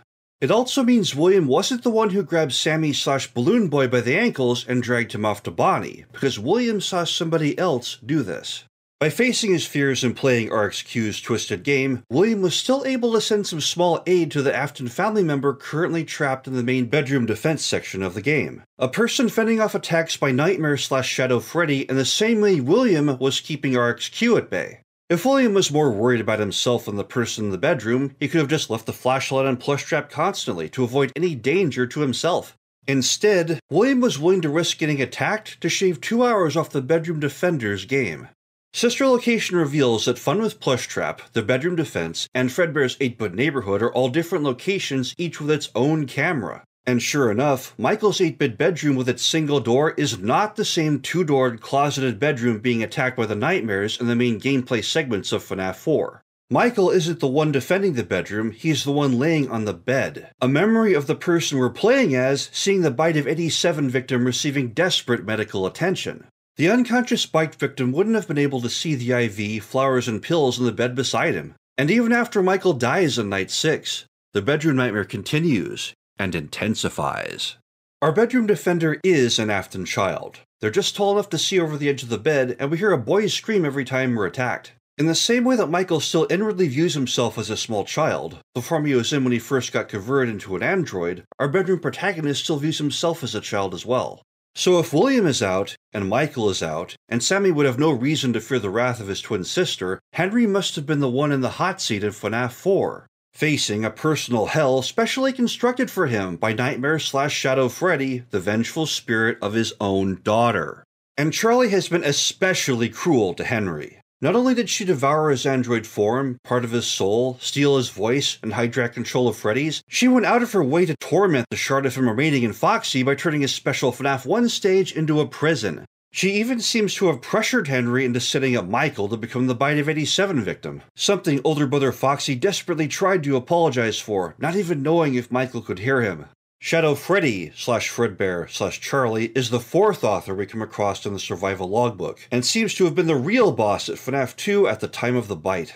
The lines, "Can you hear me? I don't know if you can hear me. I'm sorry," were likely spoken by Henry to Michael as Michael lay bitten on the bed. The very scene we see in FNAF 4. The brothers may have been rivals, but they were still brothers. Shadow Freddy is relentless in her torture, turning Henry's own alter ego Foxy into a mini-boss that can attack from either door. You must not allow Foxy into your room, or he will occupy the closet and demand more time and attention than you can spare. And yet, no matter what you do, Foxy will eventually find his way into your room, even if he has to teleport there. And as the night progresses, Shadow Freddy drops her pretense of controlling other robots, as well as Fredbear, and comes directly after Henry himself, with the same soul-devouring still-screen attack she tried on William in FNAF 1. And she shows Henry the same bloody teeth that bit both Michael and him. And besides Nightmare, there is only one thing Henry could see in this room that could be more horrible. A terrifying alternate form of Nightmare that replaces all of her looming bearish brawn with a slender figure laced by Henry's own guilt and remorse. Nightmarian, a dark, twisted version of the puppet. The springsuits might be a modern, high-tech way to extract a human soul, but they aren't the only way out there. In The Silver Eyes, the novel's twisted version of William brags about making an animatronic of his own after stabbing Officer Dunn with a silver knife. You need to put a soul into an animatronic before it becomes truly alive, and the only person William actually killed during the first novel was Officer Dunn. The theory of living metal isn't specific about the type of metal needed to absorb a soul, and it's very likely that some metals are better at it than others. Perhaps Silver's legendary ability to kill werewolves and creatures that were otherwise unkillable may have had a basis in mad science, as a silver blade could tear the soul from anything. If the Take Cake killer, for example, quickly stabbed a victim with a silver knife, then fled, they might be able to carry off most of that person's remnant in the blade. Then carry that silver blade off to animate an Afton android. And it's possible, in such a case, that this quick, crude jab might only carry off some of the soul, essentially tearing that soul in half. While this silver knife soul-splitting business might sound theoretical, one detail is certain. Shadow Freddy and the puppet are linked, and not just through Nightmarian. Even while her brother Sammy moves to attack your office with Springtrap, Nightmare is there in the background of FNAF 3. The hard difficulty mode is called Nightmare Mode, and Nightmare/Shadow Freddy herself makes a cameo in your office, just like she did in FNAF 1. Golden Freddy is there too, also being controlled by her. Both subtly different golden bear ghosts side by side. And Shadow Freddy created the child pictures in FNAF 3 as well. If you look carefully at the floor in Foxy's room, you'll see a grinning animatronic face in the reflection of Freddy's picture on the wall above. This is the rebuilt FNAF 1 location, and if you look just behind the door of the FNAF 1 death screen and brighten the image, you'll see the small heads of Shadow Freddy and Shadow Bonnie gazing back at you from the floor tile. But on camera 8, the hallway where the puppet appears, everything changes. Every child drawing that appears elsewhere in the building is also present on camera 8, but something is off. If you look closely, every single picture is horizontally inverted, with the word "Surprise" above the puppet's box being completely reversed, like Leonardo da Vinci handwriting. Is the camera itself inverted? No, because when Springtrap stands in the hall, his short and long ears are on the same sides as always. The camera is working just fine. Someone has individually inverted every single picture on the wall. And not just flipped them over, the crayon is still facing outwards. Every single copied picture in the puppet's hallway is an exact inverse of the picture Shadow Freddy put up to the rest of the building. These inverted pictures have a special significance, because while BB's picture also appears on camera 3, reaching out to touch Springtrap, only the puppet's inverted picture on camera 8 can be double-clicked to activate BB's air adventure, and begin the sequence of secret minigames that lead to Happiest Day. Everything the puppet does is the exact inverse of Shadow Freddy. Shadow Freddy destroys and devours, but the puppet tries to put things back together. Shadow Freddy wants Michael to die and sends her captured souls to torment him. But the puppet wants to save Michael and everyone else by helping them end the madness once and for all. A strange thing happens in FNAF when a soul is torn in half. One side tends to be good, while the other tends to be evil. We see this when Elizabeth gets split into Good Baby and Evil Ennard, and when Sammy was split into Good Balloon Boy and Evil RXQ. The good part of Sammy could forgive Michael for what he did to his sister, and become his friend again, while the evil part of him remained bent on unthinking vengeance that could only make things worse and worse. And Michael does have something to answer for, because both the puppet and Shadow Freddy can trace their origins back to that single victim Michael locked out of the original Freddy's back in 1972. When the Take Cake Killer struck, he stabbed a silver knife into Henry's daughter, Charlie.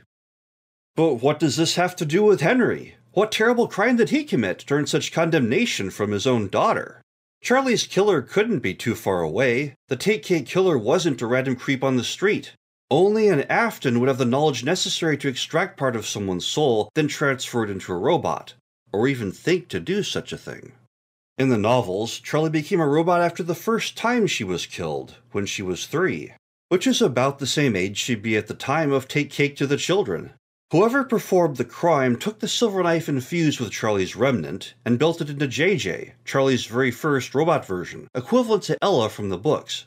Later, when Sammy and Charlie outgrew their original forms of JJ and BB, they were upgraded into teenage androids, and together, both of them tried on the 2 golden suits on June 26, 1983, which failed, draining their souls completely into Fredbear and Spring Bonnie, turning them into the Shadows.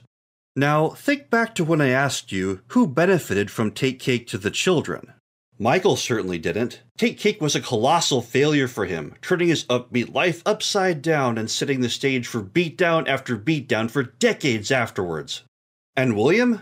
Before Take Cake, he owned Freddy's itself, but the misfortune and bad publicity caused by Take Cake forced him to sell the family company to a large, ultimately soulless company, which took the beauty of his life's work and used it to create horrors that no one had ever witnessed before. Charlie certainly didn't ask to be stabbed, and it seems like Sammy didn't like the idea of being a robot from the beginning, having to get dragged away by the ankles to undergo the Afton's secret procedure. Sammy would have been Charlie's age at the time anyways, another little kid instead of adult-sized Magenta Man. It's hard to imagine either Grandma Afton or Charlie's mom performing this crime. The puppet specifically asked Michael to save him and Take Cake. The puppet is talking to Michael, so Mike isn't the him in question. And Charlie is a girl, so Puppet Charlie is asking Michael to save the actual Take Cake Killer, who must be a guy. And again, both Grandpa William and younger brother Michael were insiders at Freddy's when Take Cake happened. If they were in the business of killing kids, it would be a much better plan to open the door and lure them to a back room where the deed could be done quietly instead of right outside the front door of the restaurant where everyone could see. In fact, the only person who did seem to benefit from Take Cake at all, and the one person we aren't able to eliminate as a suspect, is Henry. 2 men run Freddy's in the novels. They are William in his Spring Bonnie suit, and Henry in his yellow Freddy Fazbear suit, known as Fredbear. And with its 2 secret control rooms that each control half of the animatronics, the same 2 men who ran Fredbear's also ran Freddy's. William Afton is definitively the purple guy, and his bent Save Them sprite matches William's description in the Silver Eyes. His color is always a deep, unmistakable, royal purple. But there is another shade of purple that keeps recurring in the games and novels. Magenta. Purple brightened with a touch of red. Charlie's shirt in FNAF 4 is a glowing magenta, and so was the file cabinet she used to play with in her father Henry's office, the off-salmon color that Charlie always swore was pink. Charlie's mother, who was turned into Ballora and modeled for the gypsy bust while she was human, is also linked to magenta from the base of the bust. And if you look closely at the curtains in Foxy Go-Go, you'll see they're made from 2 different colors, William's royal purple and the magenta from the second man who runs Freddy's. As I've covered many times before, William was the one who wore the Foxy suit on that fateful day of the MCI, and the royal purple in the curtains belongs to him.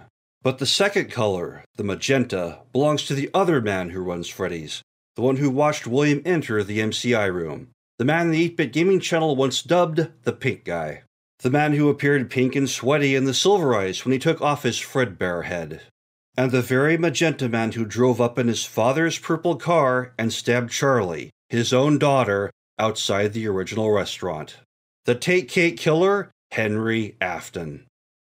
This is why Shadow Freddy, the evil side of Charlie, reserved a special place in hell for her father, devouring his android self so deeply and thoroughly that this aspect of him might have become Old Man Consequences, buried so deep in the code of Shadow Freddy's flipside FNAF world that he'd never see the light of day again. And this is why the puppet, the good side of Charlie, begs Michael and Take Cake to save him! To save her father, her one concern even when Henry is burying the silver knife in her side. Henry has a strange idea of how to go about saving people, as he reveals in FNAF 6. "I couldn't save you then, so let me save you now," he says to Charlie, just as he traps the puppet in a burning building designed to end her life. In the interest of complete fairness, we need to look at what Henry was thinking that fateful day. The Aftons were having a birthday party, and everyone was invited. Everyone except, it seems, Henry and his family. When Henry saw his daughter Charlie pounding hopelessly on that door, and knew that Michael and the others knew she was there, and didn't open it, he felt a profound sense of horror. Afton birthdays are when the children receive their robots, their other robotic selves, the keys to their immortal future and closest magical friends. Michael was wearing his Freddy suit that day, having already gotten his precious gift from William. And 2 other robots, Bonnie and Chica, had already been built specially for Henry's 2 children, Sammy and Charlie. Sammy was afraid of his robot, though, and ran away. And now Charlie was being denied her chance to bond with Chica, the robot that had been especially made for her, just like how Baby had been made for Elizabeth. Many things flashed through Henry's mind. His worry for his children, and their future being denied. His resentment of Michael, who had unjustly received Henry's own birthright as Freddy, and was now using it to torment his daughter. And, in a burning flash of both fury and cold reason befitting a mad scientist, Henry saw a chance to kill 2 birds with 1 stone. Henry wasn't trying to kill Charlie. He was trying to save her. Save her soul and allow it a chance to inhabit a robot that would ensure her immortality as an Afton. Save her soul before a lightning strike, car crash, illness, or any one of the other million random things that could destroy the life of a little girl in the blink of an eye attacked her. Henry wouldn't give fate the chance to destroy his daughter, so he moved to strike her first. Charlie and Sammy would have birthdays this day, Henry resolved, even if he had to take matters into his own hands. And if William and Michael were left dealing with the fallout, it was what they deserved as well. So Henry stabbed Charlie, steadily draining her remnant with his silver blade for as long as he dared, then fled before his deed was discovered, and transferred the remnant he was able to drain into JJ. Later on, Henry would go back and reunite the twins again, by grabbing Sammy by the ankles and doing what was best for him, throwing his son into Bonnie's spring-locked jaws, killing him, and draining his remnant into the spring suit, before fitting BB's robot form into Bonnie in turn, and reloading Sammy's remnant into BB, JJ's twin. You might notice that while 4 of the MCI kids are glad to see Foxy, the 5th one isn't. For this child, getting surprised by Foxy was a very unpleasant experience. Sammy was one child that Henry definitely should not have killed. Henry/phone guy never did like the puppet because it reminded him of that fateful day. And he couldn't accept that he made a mistake that day, leaving half of Charlie's remnant behind in her dying form that the puppet mercifully rescued in time. To accept that the puppet was also his daughter would be to admit failure, and he couldn't do that. So even though she still loved him, Henry locked the good half of Charlie away in her lonely box, while giving the evil half of Charlie all of his love and everything he could bring her. Until, eventually, inevitably, the spoiled child developed a hunger for power that equaled his own, and took away everything Henry had, everything Henry was, and everything that Henry had ever hoped to be. Actions always have consequences. And while the Take Cake incident may have seemed like a win for Henry for a while, earning him the mantle of Fredbear, it was Fredbear that was ultimately Henry's doom. I'm often asked how the Take Cake killer can't be William Afton, when the Freddy files clearly identify the magenta man, the pink guy, as the aforementioned purple guy. Please note it's very important to pay attention to the phrasing of statements, and apply imagination about what other meanings they could have. One of the best tricks in mystery crafting is creating a situation with more than one seeming solution and having the least likely answer be the real one. For example, if rain really caused Spring Bunny Springlocks to fail, easily the most probable answer, then why do we see William struggling like someone trapped in a straitjacket, and then see Springtrap walking on its own just fine later? Having William trapped in a suit that was already possessed is much less probable, but fits the evidence much more neatly, and makes for a far more interesting story. Sir Arthur Conan Doyle, the creator of Sherlock Holmes, once said, "When you have eliminated the impossible, whatever remains, however improbable, must be the truth." Great mysteries are bound to have outlandishly improbable answers. And yet, this is why they are remembered as great mysteries. Few people would remember Murder on the Orient Express if not for that incredible stinger at the end. I covered earlier how both William and Michael have the same type of endoskeleton, each with a different eye highlighted. And in the survival logbook, William makes it sound as if Michael was actually once a part of him. That calling Michael the purple guy would be an incomplete, but not technically wrong answer. The same could easily be true about Henry, the pink guy. In the classic science fiction story, The Strange Case of Dr. Jekyll and Mr. Hyde, Dr. Henry Jekyll makes a discovery about the good and evil duality of man, and creates a potion to unlock the evil within himself. He begins to change back and forth between the good Jekyll and the evil Hyde, both of which are opposites, and yet both of which are still the very same man. Take a close look at William's FNAF 2 purple guy sprite. See how the eyes are white, the head is round, the neck is long, the posture is stooped, his body is thin, and his frame is tall? Now try to imagine what an inverted version of William would look like. Black eyes, a square head, no neck, a straight posture, a thick body, and a relatively short frame. And you'll find yourself looking at the very image of Henry's pink guy sprite. It's as if the Aftons took Dr. Jekyll's research a step further, and are able to put both the good and evil within themselves into different bodies. William and Henry call each other old friends in the novels, yet the two men couldn't be more different. And even though Henry knows for a fact that William abducted and murdered/roboticized his daughter Charlie, and likely her brother Sammy as well, Henry keeps working with William, even when kids begin to die again in the new restaurant. Only two people that were very close would still be able to work together and trust each other under these conditions. Or allow Henry to tolerate William building a twisted restaurant of doom literally beneath his own house. Such things almost transcend even the bonds of family. The only reason Henry and William can keep working together is because they're two pieces of the same person. Perhaps William killed Book Charlie, ensuring her immortal robotic future, because her loving father Henry asked him to. So can you call FNAF 1-4 Henry potentially the dark side of William, the aforementioned purple guy? Technically, yes. Even though the Freddy files show screenshots of both William's purple guy and Henry's pink guy side by side on the same page, and there's no arguing that these two sprites aren't radically different from each other. If you go back to FNAF 4, when Michael is locked in parts and service, you'll even see a rounded robot head sitting on the shelf next to Spring Bonnie's head, while a square robot head is below next to Fredbear.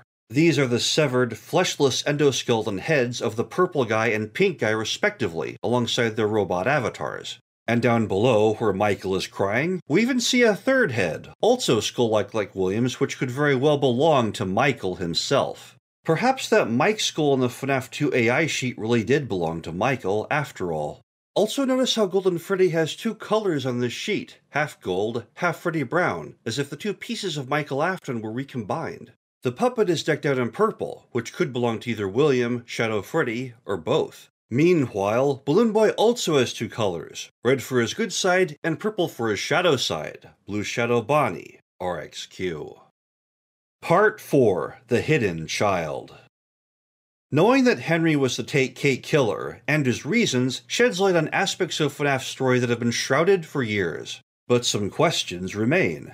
Why did Michael lock Charlie out of the birthday party, provoking Henry to try this violent alternative? For that matter, why did William choose his younger son Michael to be the title character of Freddy, a role his older son Henry clearly craved and envied? Michael may have been a good singer, but the true Afton family business was robotics, and Henry's calls in FNAF 2 show he had a deep understanding of animatronic workings.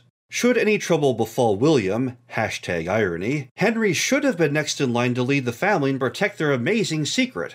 Henry and William must have had a powerful falling out before Take Cake even took place, something deep and personal that was nasty enough to cause a rift within the family, and inspire Michael and the other children to show such unprovoked hostility to Charlie. And the key to this mystery can be found with the final, most hidden child of the Afton family. 4 characters were made for the original Afton children: Freddy for Michael, Foxy for Henry, Bonnie for Sammy, and Chica for Charlie. So when the story began in the original Freddy's of 1972, there were 4 Afton children. But somewhere along the way, another child joined the family, and by the time of the missing children incident at the new and improved Freddy's of 1983, there were 5 children. And although they've been in the background, we've already covered most of the lore clues that lead to the existence and identity of this 5th child.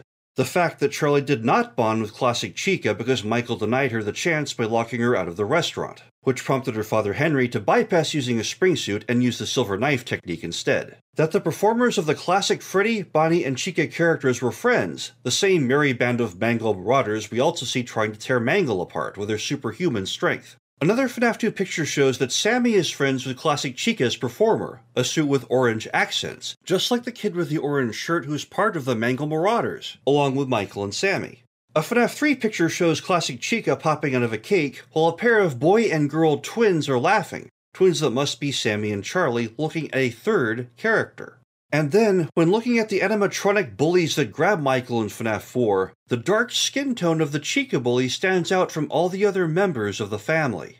When we view the FNAF 4 Chica bully and the orange shirt kid of the Mangle Marauders, a certain detail stands out that shows these are the same boy, who, possessing the supernatural android strength of the others, must be a member of the Afton family.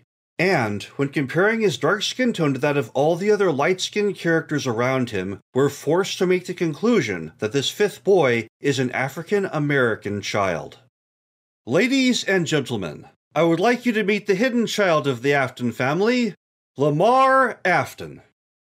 Before I continue, since any mention of a character's race is always controversial, regardless of context, I should make a statement.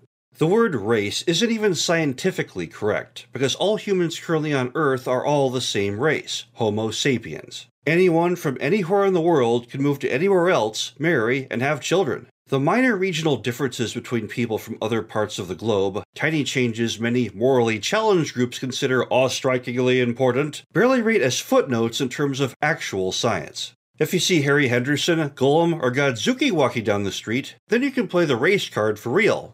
Although if you do see them, please put it on YouTube. My own personal avatar is a 6-foot-tall black and white ferret monster wearing a detective outfit or goofy green headset. As such, I've always viewed my human's Caucasian flag with removed amusement. But returning to the story, how can Lamar, a name I've borrowed from the novels, be a member of the Afton family if the rest of the family is white? I mean, all the other Aftons are white, aren't they? Let's take a closer look. Grandfather William Afton, the purple guy, is often viewed in shadow. However, in the Silver Eyes he looks white, something that his FNAF 6 picture and English accent would reinforce.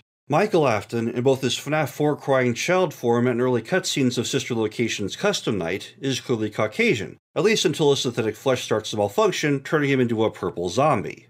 Henry Afton, wearing his personal Fredbear suit in FNAF 4 in the novels, is white as well, and Elizabeth Afton also has light skin, as shown in her role as Ice Cream Girl. All 3 children had the same parents, William Afton and Grandma Afton, so we can assume William's wife was Caucasian as well. So the next person we need to look at is Henry's wife, the one who became Ballora and the mother of Sammy and Charlie. Now, remember that in Grandma Afton's case, we were able to tell she was white by looking at her children, and we could use that same technique with Ballora. When Ballora is scooped on night 4, the shattered living metal from her abdomen gives birth to several smaller robots called mini-arenas, little ballerinas that resemble the big ballerina of their mother. We see the same thing with Baby. Whenever Baby goes to the surface, kills a human, and steals the remnant, then returns underground and gets partially scooped, the living metal extracted from her forms the Biddy-Babs, little robotic babies that, again, resemble the big baby. Ballora herself is light in color. Her mini-arena children, however, have puppet-like masks and orange-brown bodies, the same color as Ballora's skirt beads and earrings, a shade close to Lamar's orange. The puppet-like mini-arenas do seem to strike a balance between dark and light, which fits perfectly with the contrasting black and white stripes of the famous puppet, stripes that could mean more than just a simple fondness for Tim Burton. Now, while Ballora the robot appears light in color, her human could have looked different, and did. And when you contrast the gypsy bust that was patterned off Henry's wife with a stark white baby mask on the other side of the room that resembled Charlie's dorm room project, you'll notice Henry's wife had a noticeably dark complexion. And both Ballora and her gypsy bust share a taste for exotic jewelry with an African cultural flair. My conclusion might be controversial, but I can see no other possibility for the evidence presented than to say that Henry Afton, the eldest son of the family, married a woman of color, and this act caused a rift in the traditionally white Afton family. Lamar isn't the only African American member of the Afton family. There are actually 4. Lamar, his mother Ballora, and the 2 children of Henry and Ballora of mixed heritage, Sammy and Charlie. Now do you understand what happened on that fateful day of Take Cake to the Children? Charlie was a member of the Afton family, and deserved her place at the party along with everyone else. She was a little girl about to take her first big step and meet her robot, a unique, precious moment in the life of any Afton. But this moment, her birthday, was robbed from her, because the others did not accept her for who she was. Do you see those armbands those children are wearing in the puppet's final minigame in FNAF 6? Do they remind you of anyone from history? All the children at that party deserved to wear those armbands, more than they knew. And the worst offender of all, the master of ceremonies in charge of the entire birthday celebration who, with a little compassion, could have changed everything, was Michael Afton himself. It seems our Stalin cosplayer Michael had a bit of Hitler in him as well, because good old Freddy, everyone's favorite bear, was a racist pig. Do you recall how Golden Freddy was the good side of Michael, and when he sees him in the FNAF 2 cutscenes, Michael says, in small print versus Shadow Freddy's large print, "It's me"? If Michael Afton is currently looking at his good side, then which side of him are we currently playing? All this time, it seemed like Michael was the victim. He's been bitten twice, locked in rooms, terrorized by robots, had his synthetic flesh infested by mini-arenas which tore all of it away from the inside, and been left as a lurching, glitching, robotic purple zombie that makes everyone recoil in fear. FNAF could easily be subtitled, Michael's Terrible, Horrible, No Good, Very Bad Day. Yet all of that would have been avoided if Michael had simply opened the door and let Charlie have the birthday party she deserved. He could have remained the star of the show just by not being a jerk. Actions have consequences, and Michael's unending misery can be traced back to his own negativity, where he became the architect of it himself. And yet, even here, there is more to the story. Because when this story began, Henry was the victim. As the eldest son, with the best knowledge of robotics, Henry should have been heir to the Afton legacy. Henry should have been Freddy from the beginning. But Henry was also a socially progressive person, too progressive to the liking of his conservative father, William. And when Henry took a woman of color for his bride, William expressed his displeasure at the match by spitefully granting Henry's birthright to his younger son, Michael. William probably thought he was teaching Henry a lesson, not realizing that he'd just thrown the first stone in a hailstorm of revenge that would threaten to tear the family apart. Since I've already gone all in with one Harry Potter reference, let's go for a second one. The death of Sirius Black, Henry's godfather and last magical relative in the Order of the Phoenix, wasn't just caused by Bellatrix Lestrange, but also by a long string of bad decisions made by our heroes. If Dumbledore had told Harry about the prophecy earlier, Harry would have known the Department of Mysteries was a trap. If Miss Weasley hadn't protectively insisted Harry, Ron, and Hermione were too young to join the Order, all three would have had other methods to contact Sirius, instead of having to risk life and limb breaking into Professor Umbridge's office. Kreacher, the house elf, betrayed secrets to Voldemort, wounded Buckbeak to draw Sirius upstairs, then lied to Harry's head in the fireplace about Sirius being at the Department of Mysteries. Because Sirius had always been mean to Kreacher, and Kreacher creatively interpreted Sirius's command to get out to leave the house and contact Bellatrix's sister Narcissa. Snape developed a lifelong hatred of James Potter because James and Sirius constantly bullied him in school. Dumbledore made Remus Lupin a prefect in the hopes Lupin could talk his friends out of bullying Snape, but Lupin never intervened enough. Snape's great dislike of Harry, who looked just like his father James, was a large factor in Snape cutting off the mind shielding lessons Harry needed to learn to protect himself from Voldemort's influence. And the last straw that caused Snape to throw Harry out of the mind shielding lessons, which allowed Voldemort to send Harry false visions of Sirius being tortured in the Department of Mysteries, was because Harry Potter stole a look at Snape's worst memory, which had been held safe in Dumbledore's pensive during their lessons. If even one person in this long chain of cause and effect had employed more understanding and compassion in their decision-making, even for something as small as being nice to Creature, Sirius Black would have survived. So when Harry Potter rudely broke into Snape's most private thoughts, Harry became the architect of his own misery. Michael Afton and his family faced a similar fate.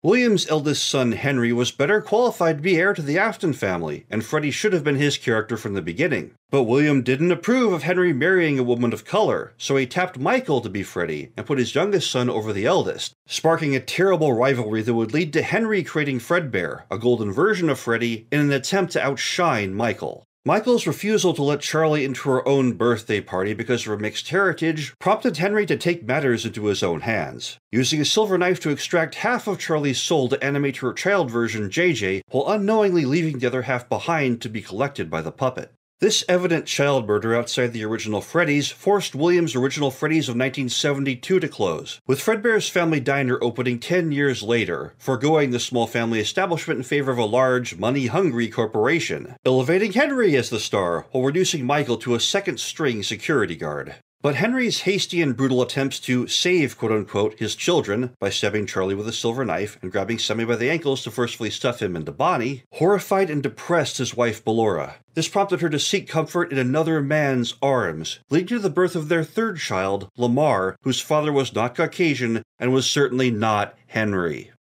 Ballora's infidelity drove the already obsessive Henry into becoming a mad scientist in every sense of the word, leading him to furiously and desperately put her soul into the useless form of a cupcake so she could never again leave his sight. A terrible act that earned him no points whatsoever with his daughter's vengeful spirit later on, and forced Lamar to grow up without his mother in the company of miscreants like Michael and Sammy. William lured the privileged teen android versions of Sammy and Charlie to the back room of Freddy's on June 26, 1983, with the promise of trying on Fredbear and Spring Bonnie. And either due to negligence or deliberate sabotage, both children experienced spring-lock failures and had their souls drained into Fredbear and Spring Bonnie, forming the Shadow animatronics. The Shadows, then, proceeded to do everything possible to make William's life hellish. Shadow Freddy, the anti-Charlie, caused the missing children incident, biting Michael's younger version to create Golden Freddy, and trying to frame William in his Foxy suit for the deed. Later on, Shadow Bonnie/RXQ, the anti-Sammy, caused the Save Them massacre, and devoured the majority of Grandma Afton, again trying to frame William for the murders he didn't commit, and inflict unbearable harm on him in revenge for their suffering. The puppet, the good side of Charlie, did everything she could to try and fix the damage wrought by the Shadows, and put the terrible mess back together. But Henry never accepted that the puppet was also his daughter every bit as much as the android he animated with his silver knife, locking the good half of Charlie away in a dark prison inside the happy establishment with the music box, while Henry gave JJ all of his love and everything she ever desired, spoiling this half of his daughter into the creature that eventually became Shadow Freddy and ate him. Shadow Freddy paid Michael back for the birthday he denied her by giving him 3 of his own, with the bites of 83, 87, and the combined memory of both in FNAF 4. William returned to the rundown Freddy's in FNAF 3 to try and release the souls trapped in the animatronics, only to find that Shadow Freddy still controlled these ghosts even in death, and used them to force William to try and find refuge in the very Spring Bonnie suit he had arranged for teenage Sammy to die in. Then, once her brother held William as eternal prisoner inside Springtrap, Shadow Freddy went on to renovate the FNAF 1 location into Chica's Party World, dropping the name Freddy entirely and using the name of the classic character William made for her ever so long ago. The character she would have had if Michael hadn't cruelly locked her outside of the restaurant, leaving classic Chica unpossessed for Lamar to inherit later. A series of small mistakes leading to large, terrible consequences. Harry Potter and Michael Afton are very different people, but each learned the same lesson in their respective stories. Now, finally, we have a decent picture of William Afton. He wasn't a demonic serial killer like everyone used to believe, nor was he an angelic being gracing the world with magical technology beyond human understanding. He was just a guy, a flawed human being like the rest of us, just with a few rare talents, although everyone has a talent of some kind. There's good and evil in everyone, and William is a case in point. He moved mountains to discover the secret of eternal life, to give this gift to his family, but he also disenfranchised his firstborn son who was more liberal than he was. William willingly took the hot seat in FNAF 1, a position that was deliberately designed to lure in unsuspecting victims and harvest their souls, and risked his own life nightly just to prevent Shadow Freddy from claiming more innocent lives. And yet, William's luring of Sammy and Charlie into the back room on June 26, 1983 is the reason the Shadows existed in the first place. He's a genius, a hero, a vindictive schemer, and a bigot. And he's just as messed up as the rest of us. And somehow, whenever I think of Grandfather William, I picture another famously flawed head of a television family that hit the air just a year before the original Freddy's opened. Archie Bunker, from the sitcom All in the Family. Insert first part of the All in the Family theme song here. They were days of some kind. Often described as a lovable bigot, Archie is an old, conservative guy set in his ways, freaked out by all the cultural changes happening around him in the 70s, and has nasty things to say about just about everyone. And yet, Archie does love his family, and in his own backward, short-sighted way, he does what, in his eyes, is the best thing for them. Archie is a World War II vet, and has seen terrible things. And FNAF 6's Midnight Motorist is set in England, where everyone drives on the left side of the road. Set before William came to America, it could be the tale of how he had to deal with an alcoholic, abusive father. The mental scars people carry are always the most painful and the longest lasting, as well as the hardest to see. It's very important to know who someone is before you judge them. But someone willing to give part of their own soul to heal another, like William did to save his wife and Fort Mangle, is rare indeed. And even though William's technology is what made the soul-eating nightmares possible, he intended for that technology to save his family from death. William may not have had all the answers, and made more of his share of the mistakes, but like Archie, William was able to learn, and try to fix the situation instead of making things worse. It would be a mistake to count them out just yet. Just as it would be a mistake to count out Michael Afton, even after doing terrible things and taking repeated bites, because his story isn't over yet. Part 5. Michael's Redemption. When we last saw Michael, he was still somehow alive on night 6 of FNAF 4 after reliving the memory of both bites. At this point in time, he, the Bite of 87 victim, was still technically clinging to life, his bitten body laying on the bed in the Afton house. The FNAF 1 Night 1 phone call, which cameos as a background sound in FNAF 4, mentions the Bite of 87 victim is still alive, and so he is. But as both Michael and psychic friend Fredbear, who I believe to be an avatar of Shadow Freddy, disappear into the same spotlight that Freddy's hat vanished in the teasers for FNAF 4, a heart monitor goes off as Michael, who was only lightly crying before, dies and becomes fully one of the crying children as his soul is completely absorbed by Shadow Freddy, dating this cutscene after when FNAF 1's first call was recorded. Shadow Freddy has successfully replaced Michael to become the real Freddy in truth, while her father Henry continues to battle in the bedroom on night 7. It looks like Shadow Freddy has won! Or has she?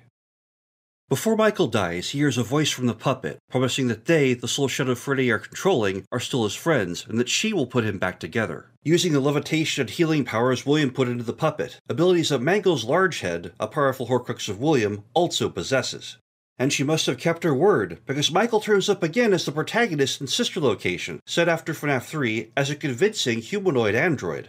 The final Sister Location custom night cutscene also shows Michael had a conversation with William, and it was William who asked Michael to infiltrate the Sister Location facility and save his daughter, Michael's sister Elizabeth. A scene that would only be possible if RxQ reconciled with William's purple spirit as shown in the glitch secret minigame, and moved on as the Bonnie Child on Happiest Day, leaving William in control of Springtrap, the events I described in the Summer Paradox.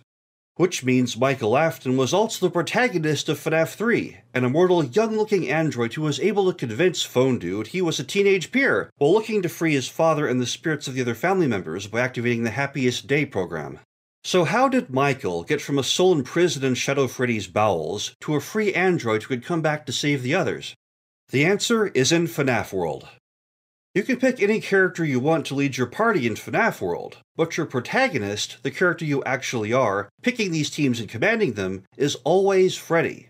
Freddy is the one who appears in the Deskman's house, and whenever your party takes a warp shortcut through a glitched object to enter the glitch worlds, layers of coded reality beneath even the main game itself, you turn into a bear icon. Unless you go all the way down to level 3, where your avatar turns into a human head. Until you go down one more level and meet Old Man Consequences, where your avatar becomes Freddy again. FNAF World starts with a creepy opening where a pair of yellowish-green eyes mention that you're in a sanctuary where something has gone wrong outside that affects things here. The voice then continues the last conversation Michael heard before dying in FNAF 4, as the voice promises to put him back together. FNAF World is definitely not a real physical place, but a computer game made of code according to Old Man Consequences. You are, quite literally, a ghost of the machine, similar to in FNAF 4. FNAF World is simply the deeper layer of the flip side Michael found himself in, after his tenacious hold on life was severed completely. But if FNAF 4 was purgatory, FNAF World is the actual hell. Our protagonist and ultimate custom knight found living FNAF World creatures appearing on his desk, and enemies he encountered before in FNAF 4 now claiming that this time they were real rather than illusions. If our UCN viewpoint character was the bedroom defender in FNAF 4, then I believe we are the soul shard of Henry that Shadow Freddy devoured. Sammy would be the one Henry should not have killed, a statement that might also apply to Charlie through their connection as twins. And the final cutscene shows Shadow Freddy from FNAF 1 writhing as she torments Henry, the same way RxQ writhed while tormenting William. And, darkly, each one tormenting themselves in the act of tormenting their captives, a situation where everyone loses. Forever. FNAF World once had a long conversation with ScottGames.com, where FNAF World acted very much like the evil overlord controlling the others. Shadow Freddy would be the one acting as the voice of FNAF World, controlling the digital world through her base inside Fredbear. But let's get back to Michael. When Michael enters FNAF World, he is utterly surprised to find it's run by the ever-friendly and charismatic Fredbear, who immediately starts giving you quests to do as you explore this fun place full of crazy characters, bright colors, and beautiful sounds. And while it's clear that Fredbear isn't quite telling you everything, it's easy to get so caught up in this incredibly fun place that you forgot exactly where you are, or how you got here. Because Fredbear is once again controlled by the fabulous Shadow Freddy. And FNAF World's map resembles the inside of a human brain because that's where you are, in a matrix-like mind prison deep inside the shadow-controlled Afton Family Living Metal Cable network. And the reason you're being perpetually distracted is that Shadow Freddy is feeding off your soul energy with every passing moment. And remembering the outside world would remind you of this horrifying fact and inspire you to search for a way out. But Fredbear has lots for you to do. In fact, he wants you to take out several powerful boss guardians scattered throughout the realm, for reasons he won't tell you. It turns out that several of FNAF World's guardians resemble bosses from Scott's earlier game, The Desolate Hope. Both games also require you to search for glitched objects inside the digital simulation in order to progress. Both Fredbear in FNAF World, and Coffee in The Desolate Hope, tell you that the bosses you're fighting are virus programs that must be destroyed in order to save this electronic environment, and you, as the ever-vigilant hero, set out to do your duty and conquer them. But there's a huge twist in The Desolate Hope. The monsters you're fighting are actually the guardians of the world themselves.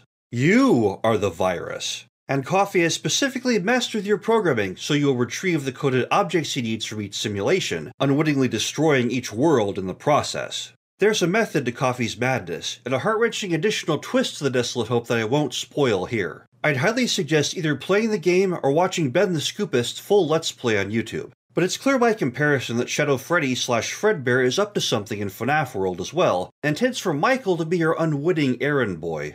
If you do everything Fredbear tells you to do in FNAF World, to the letter, you're rewarded for all your hard work by a troll ending that praises you for not taking any risk or finding anything interesting. The narrator informs you that they still control you, and that you're finished. It also praises you for destroying a pretty powerful creation, but the narrator themselves is still out of reach. Your lackluster accomplishment earns you a thanks for playing, with a wink, and a trophy you can put on your wall. So it's clear that if you, Freddy, do what Shadow Freddy wants you to do, you actually lose. Perhaps these giant guardian programs were installed by William Afton years ago to protect the Afton Family Network in the event hostile entities like the Shadows tried to take control of it. And by destroying these guardian programs, Michael has actually allowed Shadow Freddy and RxQ to gain complete control over the network, dooming himself and every other soul devoured by the Shadows to remain prisoners forever. It's a terrible fate. But fortunately, there is an alternative. If you do what the game doesn't expect, by waiting until the end of Fredbear's dialogue and leaving the done button idling on the screen, Golden Freddy will temporarily escape from Fredbear and warn you not to follow Shadow Freddy's course of action, but to take a different one instead. Golden Freddy wants you to find 5 clocks that are hidden in the world, secret programs that just might be the ticket out of this prison. Finding each clock will enter a minigame where Michael actually sets up and arms each of the secret minigames of FNAF 3 for later use. And the ultimate reward of the clock ending is the discovery of an additional up teleporter on the main map of FNAF World itself. You use up and down teleporters to navigate the layers of the glitch worlds beneath the code of the game all the time. But this up teleporter on the main map reveals that FNAF World itself is just another layer in the matrix that you can warp up and out of like all the others. And taking this teleporter activates the only real canonical ending to FNAF World, earning you another cutscene with a puppet who again says, "We are still your friends," and says the pieces are in place for you and all you have to do is find them. Then the scene ends as the puppet tells you to rest. FNAF 4 ends on Night 7 with the image of a locked box that nothing will open. Yet hidden deep in FNAF World's code is the image of this very same box, now open and empty, which shows that something which was once imprisoned is now freed. I believe this box contained Michael. And the next scene in this story can be found in the between-night cutscenes of FNAF 2, as Michael wakes up as an endoskeleton inside the Freddy on stage in FNAF 1, currently trapped behind Shadow Freddy's purple mask. And on either side of him, Bonnie and Chica slowly turn around to look at him. It might seem at first that Bonnie and Chica are threatening, but if you study Chica's expression carefully, she's actually overjoyed to see Michael. FNAF 1 Chica is animated by the child version of Lamar, while the FNAF 1 Bonnie is animated by some of Sammy's positive remnant that was stolen from Balloon Boy. This scene is a reunion of the Mangle Marauders. And then the puppet shows up, making good on her promise to liberate Michael, who's just been woken up out of FNAF World by finding the alarm clocks, allowing him to escape from purgatory and earn a second chance at life. And the only thing the puppet asks in return is that Michael will return to the restaurant one day, activate the now armed chain of secret programs that will bring about Happiest Day, and end the long nightmare the family is trapped in once and for all. It took Michael Afton a long time to come back, somewhere in the ballpark of 30 years. By the time Michael returned to the FNAF 3 location, which was again a rebuilt version of the FNAF 1 location, which was itself a rebuilt version of Fredbear's Family Diner, the place had changed so radically that it was hard to recognize. The arcade machines, which had been stored in the secret room when William got springtrapped, were now out in their own arcade. Chica's party world had likely come and gone, redesigning the entire place and only leaving camera 2 as evidence of some of the old building remaining. Springtrap, who had originally had a bare front devoid of decoration at the time RXQ trapped William inside Spring Bonnie, now looked different as well, sporting a single button and bib, as well as rip marks that might herald where a tie had once stood. At some point in the past, Charlie had let her brother Sammy out of the sealed room to have some fun, even while William's grisly remains still remain in Spring Bonnie, giving Springtrap a new look, and then sealing both Sammy and the Afton Patriarch back in the secret room for safekeeping, a prison forged by hatred, making prisoners of them both. In Ultimate Custom Night, Withered Bonnie asks, "What is this new prison? Is it me trapped, or is it you? Perhaps it's us both." Hatred and vindictiveness are poisons that do as much damage to their user as their victim. What did Michael do over the last 30 years? Perhaps he had amazing adventures of the sort we couldn't possibly imagine. Or perhaps he spent the entire duration of his hard-won magical robotic immortality crying and hiding under a table again, with the very thought of the possibility of death awaiting him back at Freddy's, paralyzing him with so much fear that he entirely forgot to live at all. Most likely, he alternated between the two, knowing that to step back into Freddy's would mean returning to Shadow Freddy/Nightmare's territory, and she and her brother would take no chances at letting him get away again. Eventually, though, the decision was made for him. The newspaper showed the grounds around Freddy's had been bought up by a local amusement park, tearing down everything around it to make way for this future project. If Michael didn't act quickly and come up with a plan, Freddy's would be destroyed forever, with its still living metal containing the conscious souls of the rest of his family, who would find no release in death, but the shattering of their minds horrible beyond comprehension. And somewhere, bound in those coils of living metal, was Golden Freddy, the best, brightest part of Michael's own soul. If Freddy's was destroyed, Michael would never be complete again. So Michael summoned the last of his courage and signed on with a stoner dude who had a crazy idea to turn the dilapidated Freddy's into Fazbear's Fright. Sidebar: video notes for the final battle. The FNAF 3 office becomes dark just like the start of the video. All the attacking characters are shadows. Shadow Chica, Shadow Foxy, Shadow Mangle, Shadow Balloon Boy, Shadow Baby, Shadow Ballora, etc. Each member of the Afton family makes an appearance, each one with a colored aura identifying who they are. Meanwhile, in the background, while Michael is dodging attacks left and right, RXQ and his blue aura will be creeping closer and closer to the office. Michael will start activating the FNAF 3 secret minigames, each one sending a character to Happiest Day. And each time a minigame is completed, Shadow Freddy will get angrier and angrier. Michael manages to activate the glitch minigame just in time to stop Sammy. After glitch, RxQ will be stunned, his expression confused. William and his purple aura will be in the background, the person who now controls Springtrap. In the last phase, every form of Shadow Freddy will attack. Shadow FNAF 1 Freddy, Shadow Toy Chica, Shadow Rainbow, Shadow Nightmarian, Shadow Nightmare Fredbear. All the other members of the Afton family will watch in the background as Michael dodges the last attacks, then activates the Happiest Day protocol, giving Charlie the birthday party she always wanted, ending the conflict, leaving only Springtrap behind, now controlled by William. I don't know exactly how I'm going to choreograph this with a script and soundtrack yet, I'll have to wing it when I get there. End of sidebar, back to the script. At first, Michael and Phone Dude made little progress, finding some scattered artifacts while exploring the ruins, although never finding anything of high interest. But an unexpected bit of help came one day, when Phone Dude got a phone call from someone who didn't identify themselves, but claimed they had helped design the building. This mysterious individual gave Phone Dude the exact location of the secret room, and informed him that a working animatronic was inside, the new lead Phone Dude talks about in the beginning 2 nights of FNAF 3. It turns out that this phone call was from Phone Guy, the designer of the original Fredbear's Family Diner which the FNAF 3 location used to be. Remember how Henry developed Fredbear as his own character, a better quote-unquote version of Freddy to replace his troublesome younger brother as the star? We see 2 versions of Fredbear in FNAF 4, because 2 existed. Henry's version of Fredbear at Fredbear's Family Diner, and Charlie/Shadow Freddy's version of Fredbear at the new and improved Freddy's. And even though Shadow Freddy devoured Henry's android form and imprisoned his original Horcrux of Foxy, Henry's Fredbear Horcrux survived, and as long as even one version of a character exists, they're still alive. Henry's tip was a mixed blessing, leading Phone Dude to unearth Springtrap, a danger he wasn't aware of or prepared for, and awakening all the real horrors buried underneath the surface of the Halloween attraction. And while Henry did help Michael find what he needed to find, he was still more than willing to let his younger brother sit in the FNAF 3 hot seat. Remember that the Fredbear version of Henry wasn't the one who apologized to Michael about the bite, or learned his lessons afterwards. And Springtrap wasn't the only one there, because 2 golden bear ghosts appear in the FNAF 3 office. Phantom Freddy brightens to gold, he's Golden Freddy, and the second one, making the rare office cameos as before, also brightens to gold, and is revealed to be Shadow Freddy in the game files. Once again, Freddy and Shadow Freddy faced off, like an enemy hero and villain both linked together by fate. Although deciding which one was the hero and which one was the villain in this instance was subjective.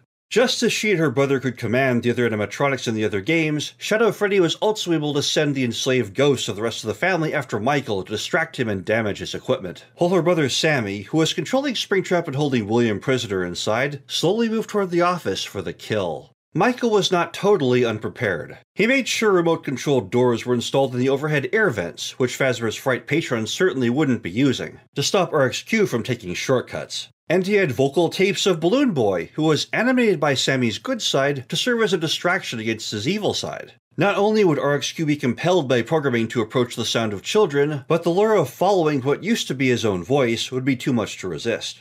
As before with FNAF World, and later on with Sister Location, simply surviving 7 nights didn't mean winning the game. Winning Nightmare Mode gives you a newspaper of Fazbear's Fright burning to the ground, with a creepy image of Springtrap hidden in the background. Survival wasn't Michael's goal. For all of FNAF 3, the exit to the restaurant was literally 10 feet away, just outside the office door. If Michael wanted to, he could have bailed at any time before Springtrap actually got to Camera 1, but he never did. This was Michael's last chance to save the family and himself, and the only way to do that was by finding the hidden secrets, gathering the crying children, and activating the Happiest Day program. Unless he succeeded here, he would never be free. First, Balloon Boy needed to find the 8th balloon, passing 3 other dead BB children, perhaps the 3 other MCI BB children who, unlike himself and JJ, were too damaged to survive. Then Mangle had to dodge being torn apart by Sammy, one of the Mangle Marauders, to collect their pieces, pass a giant crying child who might have been the puppet, then climb the new balloons to find the birthday cake. Then Balloon Boy needed to take the now unlocked cake and comfort a crying child, the child who became Freddy in Happiest Day, helping Michael then the same way he was helping Michael now. Then Toy Chica had to gather 4 cupcakes and give them to 4 unhappy children in the Afton house. Cupcakes that seemed to represent souls because 5 ghostly cupcakes existed below, and one of them seemed to belong to Toy Chica herself. And then give cake to the ghost of a hidden 5th child, the one who became Chica at Happiest Day, the hidden 5th child that was Lamar. Then Henry's version of Fredbear from Stage 01 had to ghost through the walls in copies of the same room, navigating a maze of 23 living kids, and one crying ghost all alone in a corner, the child who became Foxy in Happiest Day, an early version of Henry himself. Then William's purple version of Shadow Bonnie, the shape his ghost took after being drained into Spring Bonnie, had to relive several memories from the past. The Stage 01 Spring Bonnie had 2 jointed ears, but William's purple shade had 3 jointed ears, just like Sammy's suit. And just as Shadow Freddy and Golden Freddy were both absorbed by Fredbear and became twin Golden Bear ghosts, both Sammy and William were absorbed by the bare-fronted Spring Bonnie, becoming twin shadowy rabbit ghosts. William was there when Sammy was trying to catch Mangle, but Mangle's main head didn't appear in the glitch minigame, only the yellow-eyed secondary head alone by itself. William's pieces of Mangle didn't appear in glitch because we are playing as William in his form as Purple Shadow Bonnie.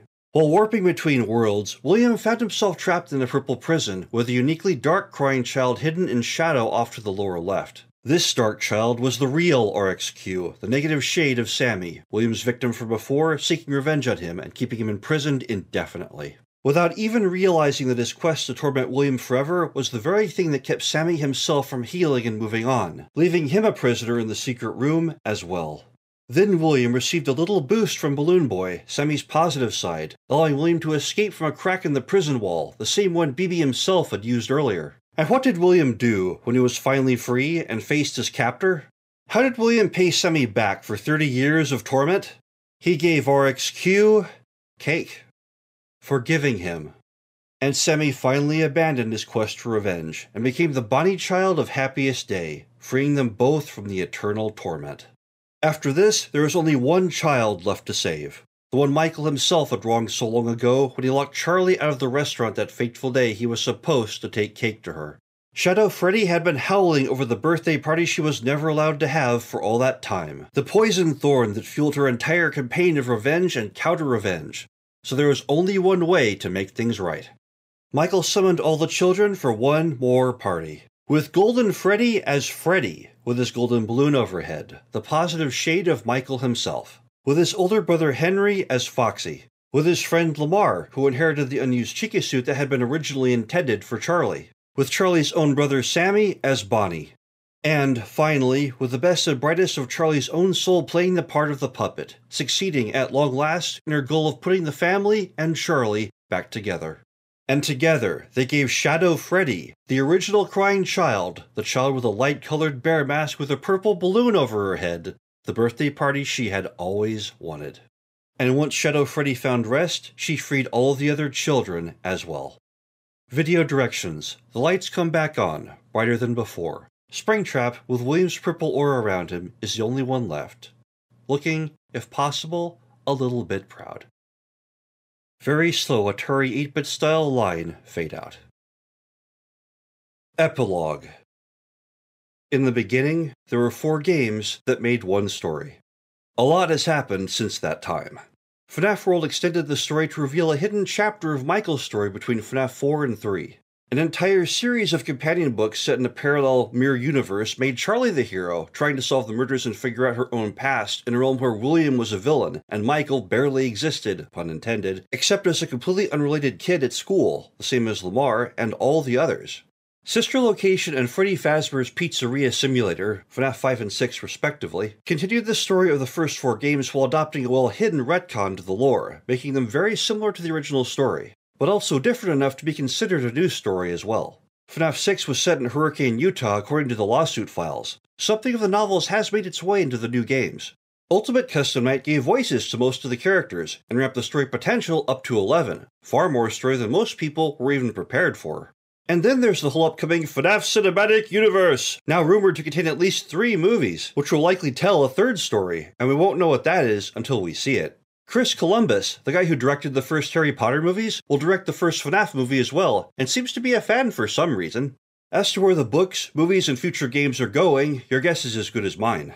FNAF has shown that just about anything is possible. I still haven't finished my line-by-line breakdown of the 4th Closet. Characters like Scraptrap from FNAF 6 still confuse the heck out of me, and with Ultimate Custom Night having just been released, I doubt I'll ever fully catch up with the lore. But my goal, from the beginning, has been to find a solution to the original story of FNAF 1 through 4, and prove that under its candy-colored exterior, FNAF really does have a detailed and epic story. And in this video, I believe I've finally accomplished that. I am tempted to call the Afton Family Horcruxes the complete story of FNAF. But I can't do that, because even now, after 3 years of immersing myself in the most hardcore and complex video game mystery I've ever seen, I know I haven't found everything. There are still mysteries hidden in FNAF 1 through 4, and even today, there are major details that still elude me. Take the victims of the Save Them massacre, for example. 5 bodies sorted by 6 pools of blood, the most vicious event in FNAF 1 through 4. Who were these victims? I don't have a clue. Phone Guy did mention that the withered animatronics, classic spring suits each capable of absorbing a human soul, shouldn't have been able to move around now that most of the remnant was put into the toys. Although he admits it might still be possible. And it's only after Phone Guy realizes the truth about the Save Them massacre on Night 6 that he says, "Now none of them are working right," which might suggest the withered animatronics absorbed new souls after the massacre, since most of the toys were not designed to fit a human inside them. But if the 6 Save Them victims were Afton family members again, just like they were earlier in the 5-child missing children incident, why did it take Phone Guy an entire week to realize that 6 family members were now missing? The Afton house is right next door. How could this huge, thundering detail have been hidden from Henry? And if the Save Them victims were family members, there were 6 of them now. Lamar got added to the family when the number of kids grew from 4 to 5. Is it possible that, even now, there's a child in the Afton family whose very existence I'm still unaware of? It certainly wouldn't be the first time. Chipper, who'd promised to gnaw on our bones way back in FNAF World, now seems to have his own Mexican restaurant. And from Rockstar Chica's maracas, it seems like the Rockstar animatronics came from there. Perhaps our next child is Hispanic. Could this child be the mysterious Cassidy? The quest goes on. Then you have what I like to call the eyelight puzzle, where some robots have eyes that light up from within and others don't.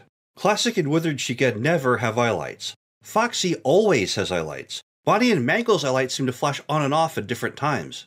Toy Bonnie never has eyelights. Toy Freddy usually doesn't have eyelights unless he's in attack position in your office. Toy Chica doesn't have eyelights on stage, but gains them when she wakes up and takes off her beak, unless you see her in the main hall when the lights are off, in which case her eyes are dark. Or an Ultimate Custom Night. The puppet usually doesn't have eyelights unless she's attacking you, or staring at you in the FNAF 2 cutscene. And all of these eyelight rules in FNAF 2 get countered during the actual jump scares, where only Toy Chica and the puppet have eyelights when they actually strike. It might have something to do with them both being Charlie, but then again the puppet has a hidden further frame to her jump scare where her angrier eyes are again empty, looking a lot like Shadow Freddy's still frame jump scare in FNAF 1. The shadows are famous for having eyelights, but even here it's conditional. On camera in FNAF 2, Shadow Freddy has blazing eyes, unless you see her cameo in the FNAF 3 office where her eyes are dark. However, Shadow Bonnie/RXQ does have glowing eyes and teeth in the FNAF 2 office, even when you don't view him on camera. And yet, when Shadow Freddy-controlled Freddy attacks you in FNAF 1, the eyelights are very clear and creepy, in contrast to Freddy's time's up, goofy jump scare, where his eyes are normal. Yellow Bear/Shadow Freddy in FNAF 1, and again in Ultimate Custom Night, has tiny pinprick eyelights, as if another light were being consumed inside Shadow Freddy's darkness. When you approach 8-bit Golden Freddy and save them, his eyes are dark, but blink on for a split second before he teleports away. Psychic friend Fredbear's eyes in FNAF 4 blink on and off like the clapper, and Fredbear in Ultimate Custom Night attacks with glowing eyes, just like Freddy did in FNAF 1. I'm sure very important story-building information is being transmitted here. But even after years of theorizing, I have yet to find a theory that gives a satisfying explanation for when the eyelights appear.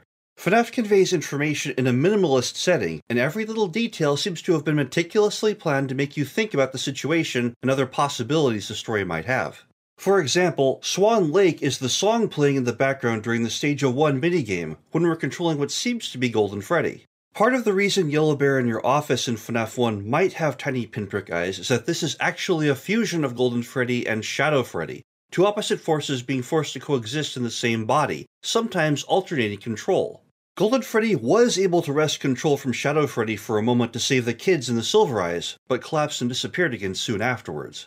And Golden Freddy did break out of Shadow Freddy-controlled Fredbear long enough to give Michael advice in FNAF World. The famous thing about Swan Lake is that the same actress usually plays both the good and evil swans, giving the work a sense of duality. A duality that fits the situation existing between Shadow Freddy and Golden Freddy perfectly. The music for Stage 01 was not chosen by accident. I'm embarrassed to say that the only FNAF 3 secret minigame I feel I fully understand is Glitch. And even here, I don't understand why Franz Schubert's Serenade is the song playing in the background. Why are there 23 living kids in Stage 01 and one dead one? I have no idea. And after banging my head against these walls for 3 years, I feel I'm a little closer to understanding these aspects of the game story than before. I must reluctantly conclude that identifying all the FNAF 3 minigame songs and their underlying cultural significance may only be possible by someone who has more knowledge of ballet and a different world outlook than my own. Everyone has their own talents and pool of knowledge they've acquired in the adventures and mishaps of their life. I'm very grateful to all the people who use their tech know-how to extract all the sounds and textures from each video game so I could study them and use them in videos, because I have no idea how to do that myself. For most projects, and especially huge detailed mysteries like FNAF, it's impossible for any one person to solve all of it on their own. FNAF has always been a team effort, and I owe credit to many other theorists whose work I built upon. The 8-Bit Gaming channel first alerted me to the color shade difference between William's purple guy sprite in FNAF 2 and what they coined as the pink guy, aka the Magenta Man, seen in Take Cake and Foxy Go-Go. I adopted the phrase, the pink guy, from them, and made him the star of the Color Brothers, my second FNAF video and the first one that was truly epic in scale.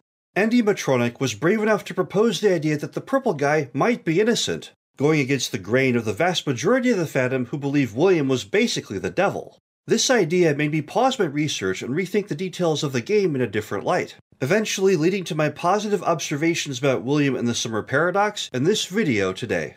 The Fun Day Poppet Show, who recently reformed after breaking up last year, is the group that first inspired me to dive into the complex and confusing world of video editing, leading me to master the exalted program known as Windows Free Movie Maker to produce Blackfoot's Poppet Show 500 video 7 years ago. An incredibly grainy, amateur video compilation of some of their past exploits that humbly started my YouTube career. I've talked to countless numbers of people during this FNAF adventure, on the wiki and YouTube comments and on Reddit, and traded arguments, barbs, and ideas with them. And sometimes even the craziest of ideas inspired me to look at something differently, leading to a breakthrough. I can't possibly remember and thank them all, but if you're out there and remember talking to me, you know who you are. And I never would have joined the FNAF adventure at all if I hadn't been inspired to become a YouTube theorist in the first place by watching a certain video that compared the events in FNAF 1 to a real-life massacre at a Chuck E. Cheese in Aurora, Colorado in December 1993. The first FNAF theory by a show known as Game Theory. MatPat's FNAF 2 video got me digging into the game lore deeply enough that a strange idea formed in my head and would not let go. Didn't Jeremy Fitzgerald have to be the Bite of 87 victim? My obsessive-compulsive personality kicked in, and I had to share this idea with the world. So I evolved again as a YouTuber, and released my very first theory video, with the least accurate title in human history. The Final Theory. And the rest is history. As I've said, I've used the knowledge and inspiration of many other theorists in my long string of FNAF videos, as well as the music from many artists, since my quest to find the perfect soundtrack led me to make decisions that would please the audience but forgo any possibility of my videos getting monetized. As always, I welcome anyone, great or small, to use the ideas in this video and all of my others in their own projects, as long as you just mention me as a reference. I want to learn the full story of FNAF, and I know I'll never find it all on my own. But perhaps now that I've put the skeleton of the story in place, others with different knowledge and outlooks on life can build on my work and find the pieces that I missed. This will be my last FNAF video for a while. I'm not making FNAF Shorts 4 and 5 because I've basically rolled all their material into this video already. I desperately need to recharge the FNAF section of my brain. And now that I've helped Michael and Charlie, after helping Steven out earlier this year, it's high time I finally got to Azrael. Sidebar, highlight of my channel banner centered on Azrael Dreamer, with a thumbnail for the next Ferret Theory episode on it. Azrael Dreamer has 2 souls. Although, there's still one lingering question.